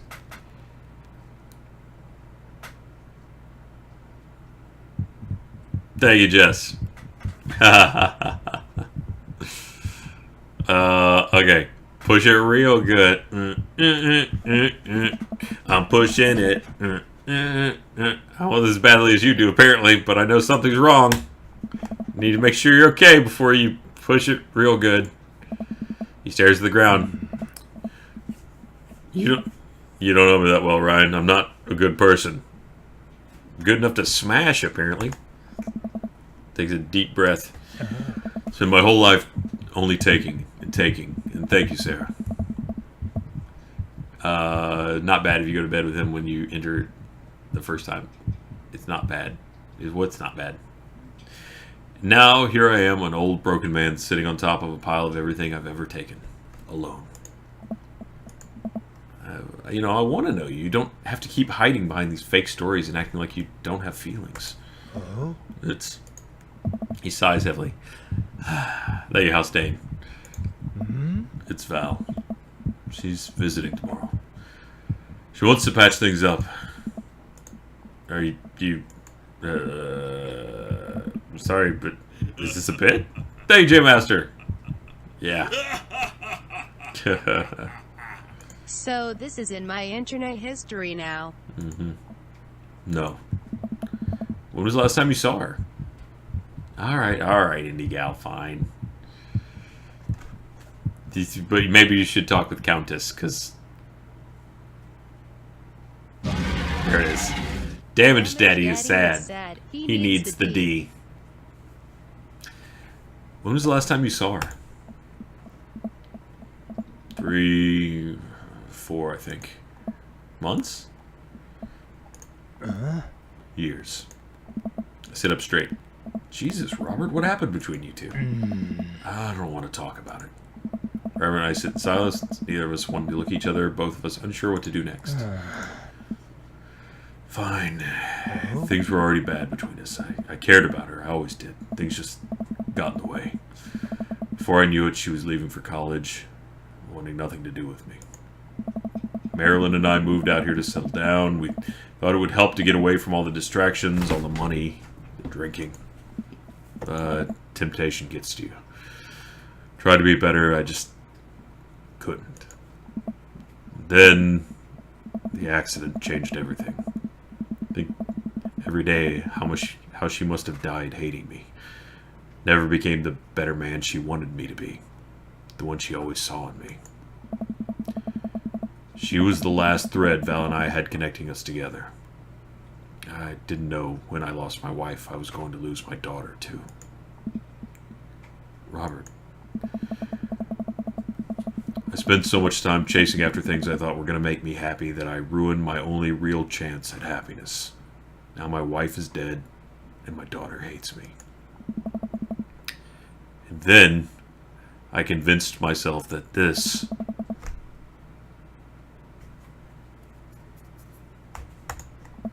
is going to make me happy. Why do I even try anymore? I'm so sorry. I know how hard it is to... No, you don't. How could you possibly know how this feels? You did everything right. Your daughter loves you, and you're a good person. I was a terrible husband and an even worse father. I have no idea why she's even bothering to contact me now. I know I'm just gonna fuck it up like I always do. I'm broken. I shouldn't even go. Puts his head in his hands. Tell him what he needs to hear. Nothing is going to change until you do. He looks at me. There are a lot of things in my life that I regret, that I wish I could take back or do over, and it hurts so much to know that I can't. What I can do, and what you have the privilege of doing tomorrow morning, is to wake up and try to be a better person than you were the day before. Thank you, you can just call me Steph. Things aren't always going to fix themselves tomorrow or the next day, and patching things up with Val isn't going to solve all your problems either. But nothing is going to change if you don't. You can't love anyone else until you stop hating yourself. And you're right. I don't know you that well. You have the same capacity for good that we all have, and I know you can find it. Val is giving you a chance. Don't waste it. But, Robert, listen to me. It's gonna be okay. But I lean over and embrace Robert, pulling him as tightly as I can. He buries his head in my shoulder, hugging me back. It's gonna be okay. I feel like we just gave him the Good Will Hunting speech, but alright. Cries on my shoulder. Thank you. We stay there for a while, holding each other. Both eventually drift off to sleep. It's not your fault, Robert. Feels like maybe an A. Yeah. We're gonna need a bigger boat. We're gonna need a bigger boat. What made Ryan play this? Lane.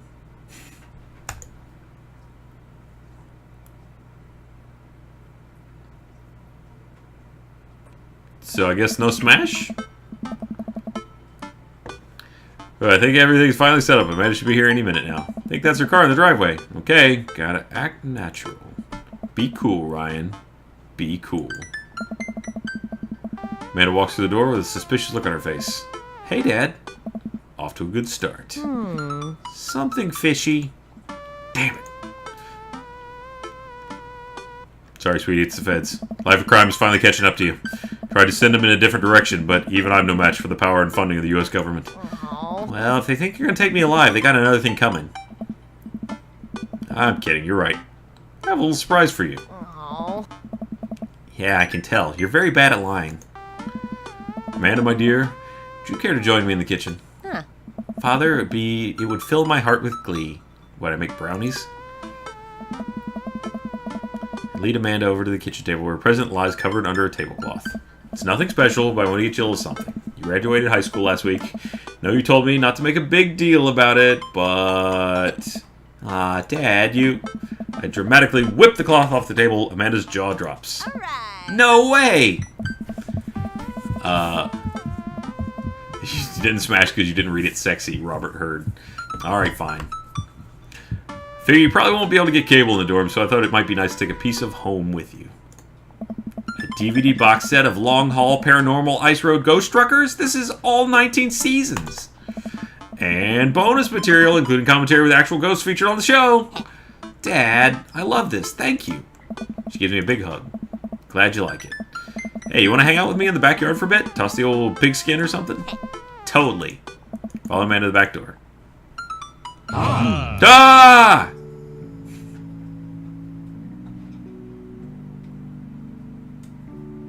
Did this become an intervention? You told me not to make a big deal, but you seem to have forgotten my entire mission in life is to make a big deal out of your accomplishments.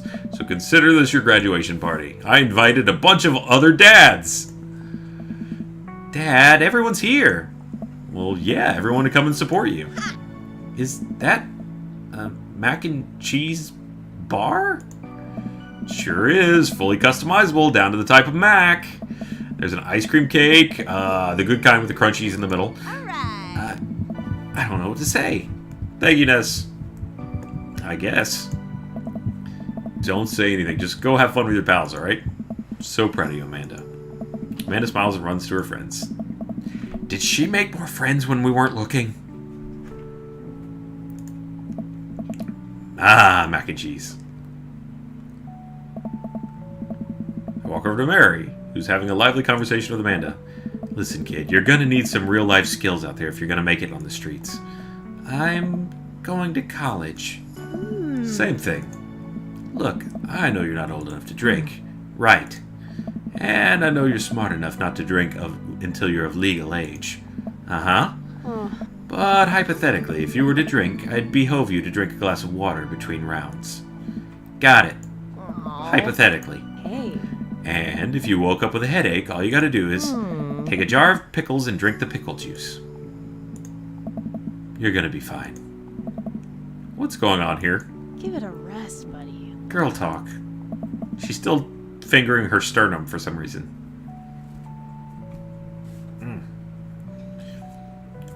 Mary turns back to Amanda. Thank you, the lone white wolf. Aww. Well, there's always telephones. Well, let me tell you straight how to deal with a bad roommate. First thing to know, you get straight A's if they die during the semester. Mary? Come on. Relax, it's a myth, Hey. supposedly. It's my better judgment, I leave them be. I don't think I recognize that girl by a snack table. Should go say hello. Hi, I don't think we met. Oh, we've met years ago. I'm here for my revenge.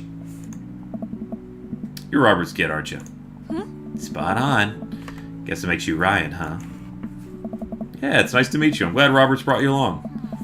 He promised there'd be free food, so it's kind of hard to pass up. And, look, I don't know you, but can I get real with you for a sec?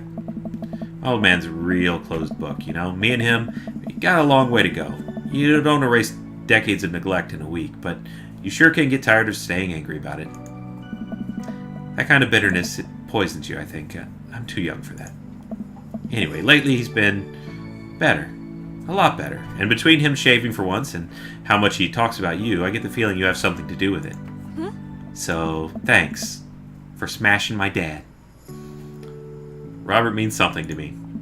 Glad he's getting better. Just keep an eye on him while I'm not around, okay? Or else. What? I'm kidding. Or am I? I don't know why I'm like this. I think it runs in the family. Amanda trots up to the conversation. Hey, I love your necklace. And your hair. And just... Oh, geez, your whole vibe is cool. Thanks. I like your jacket. My girlfriend collects pins, too. Oh, this is my daughter, Amanda. Amanda, this is Robert's daughter, Val. Nice meeting you. I heard you're a photographer. Aspiring photographer. I'm going to school for it. You take pictures? Yes. Then you're a photographer. Welcome to the biz. Val hands Amanda a business card. If you're ever looking for internships, shoot me an email. Anyway, I need to go make friends with that woman over there who's dual-wielding wine glasses. Catch you later. Val walks away. She's so cool. She gave me her business card. She touched my hand. Congrats. You just got networked for the first time. I'm a regular business lady now. Quarterly projections, stock markets, synergy. I'm making a fortune as a businesswoman. I gotta keep this party going. Catch you around, Pops. Brian! Brian! You made it! I don't pass up on good Mac. What do you think of the party? It's not bad. Just not bad? Yeah, it's not bad. Don't let him bait you. Don't let him bait you. Thank you for the lovely compliment. Daisy trots up. She's got a voice too. Hi, Amanda's dad. Hey, Brian's daughter. See? See how that feels? Something, something child voice. This is a really great party. Thank you so much for inviting us. You're very welcome, tiny child who knows how to pay a compliment. Brian and I lock eyes. This isn't over. Hey, bro! Bro! The real rage, you're taking our older age into consideration. Trying to be in bed at reasonable hour tonight. Don't let me get too wild. Hey. Don't worry, dude. I'm keeping an eye on the fruit punch intake. You know, I'm really glad we're bros again. Let's hit the gym sometime soon, okay? Sure thing, dude. Brian and Hazel peek out behind Craig. I never met them because I didn't go on a date. Hi, little ones. Briar. Hello. Hiya. Thank you for all the ice cream cake. Wait, girls. How much of that did you eat? Briar ate 4 pieces. Ask any witness. No, I didn't. Hazel ate 4 pieces and wants to spin it on me because we look alike. I have your face. Nobody will ever believe you. Oh, boy. I'll let you guys figure this out. Good seeing you, Craig. Let's hang soon. Totally. Tell Amanda congrats for us. Fuck, dude. All these voices. I don't remember them. Looks like you've settled into the neighborhood quite nicely. Yep, couldn't ask for a better cul-de-sac. Well, I'm glad. Hopefully you'll see more church events. Got a big schedule planned for the rest of the year. Sure thing, Joseph. And maybe if you aren't doing anything later, we could hang out sometime. Sure, Joseph. That'd be great. You're creepy. Well, see you later. Gotta hit the old dusty trail. Hugo comes up with a plate of mac and cheese. Perfect cheddar to mac ratio. Beautiful work, Ryan. Thanks, Hugo. You know, I'm really pleased to see Amanda going to her dream school. I'm glad she turned it around for finals. Me too. That scholarship money will really help. Amanda walks by and pretends not to see Hugo. Amanda, come say hi to your old teacher. Hey. Congratulations on graduating. I know you're gonna do great things at art school. Haha, yeah, thanks. Amanda starts to back away. Wait, I just realized you're not my teacher anymore, so I don't have to be afraid of talking to you. You no longer hold power over me. You're right. Go forth, adult. I can no longer give you detention. Yeah, I'm gonna break anything I want, and there's nothing you can do about it. Are you still mad about the time I gave you detention for breaking my globe? Nope. And I'll have you know that the globe didn't even fit through the basketball hoop in the first place, so... She'll fit into college just fine. Thank you, Zodi. Oh. Fuck! Hey, man. Matt. Let me know when Amanda leaves for college. I'll have a fresh batch of grateful banana bread ready for her. Thank you. I know she'll love that. What a splendid garden party. My deepest thanks for extending an invitation to my son and I. This icebox cake is divine. Yeah, thanks, dude. Good cake. Thanks for coming by. As the party starts to wind down, takes a seat on the back porch step. Sun is setting and everyone seems to have eaten their fill. Amanda wanders over and sits down next to me. Killer party, Pops. What can I say? I was inspired. So... I also have something for you. For me? Not to be completely genuine about my feelings for once or anything, but... growing up wasn't real easy. But it could have been a lot harder if it wasn't for you. Dad, you've been there for me through everything. There's been times in my life when you were my only friend.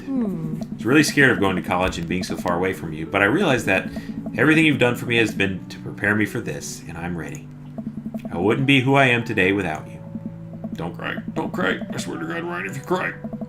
You're the best, Dad. I love you. And I'm crying.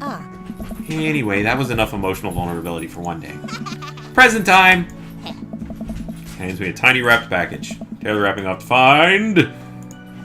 a framed picture of me and Amanda. It's... us! Kind of shocking all our photo albums are just pictures of me, huh? I figured we'd need at least one picture together before I leave. Right, puppies? Amanda, thank you.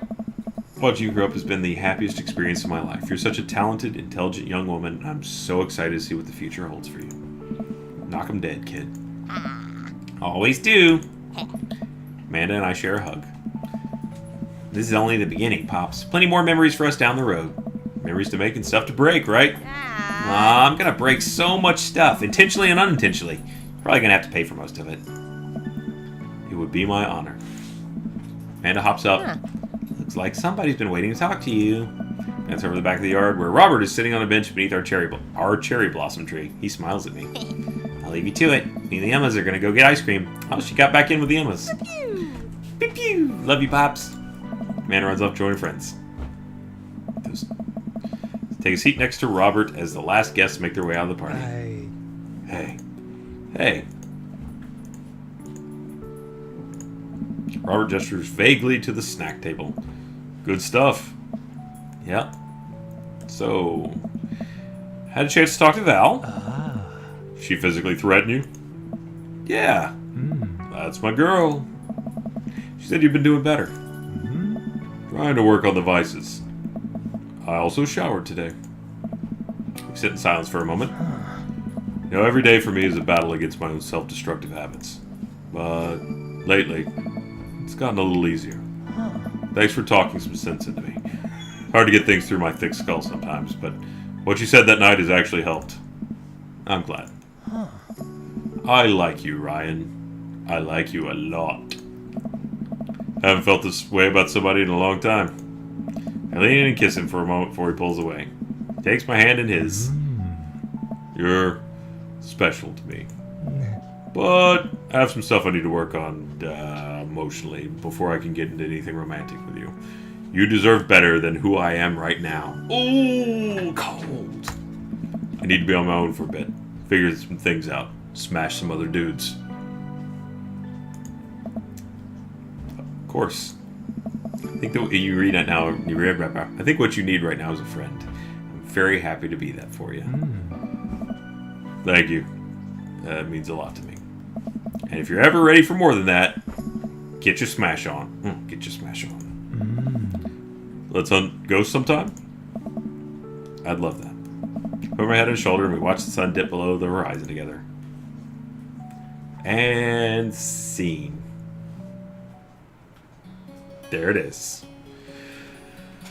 Alright, well, we made it to the end of the game. And I managed not to bang dads. Not on purpose. I did my best to bang for you.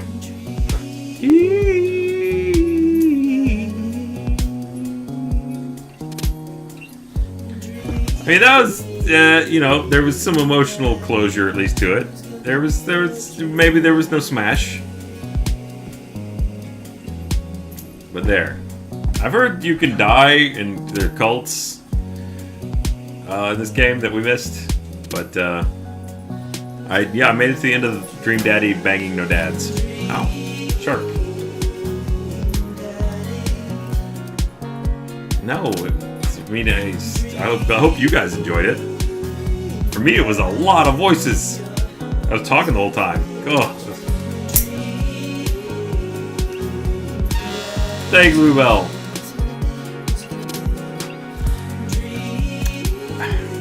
I guess my problem with the game, maybe it would have been, thank you, Kayla. My problem was I shouldn't have made me in the game, because it was weird. I should have just made, like, some other person. Thank you, Pegleg. Because it felt weird having an avatar of myself engaging in situations in ways that if I would not act. I don't have any problem with it, but it's when you personify it like that, it's like it made it feel weird. Make Kevin next time. Thank you, J Master.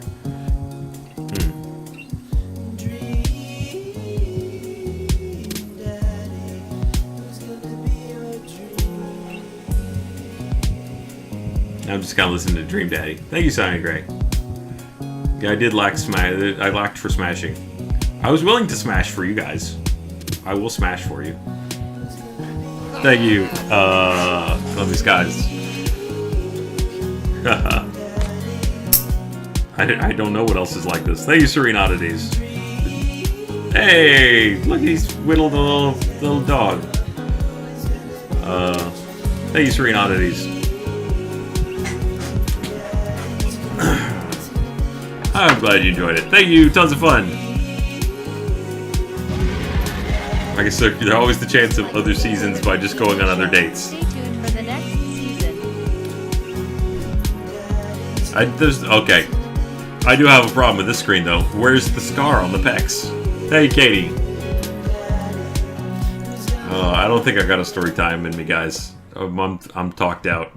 Thank you, Sorcerer. It will return on Thursday, I promise. Thank you, Sorcerer. Good night.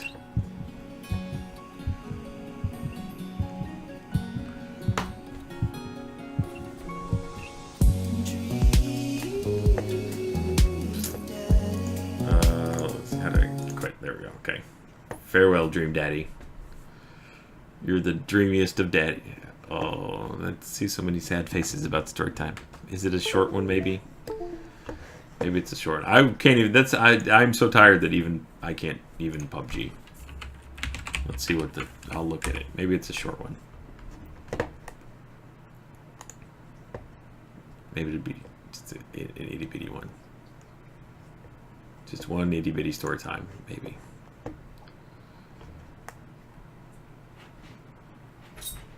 It is short, Dimitri says. Alright, we'll do a short one. Kinda short, says Lane. We're starting to qualify. Well, Discord is updating. That's not a good start.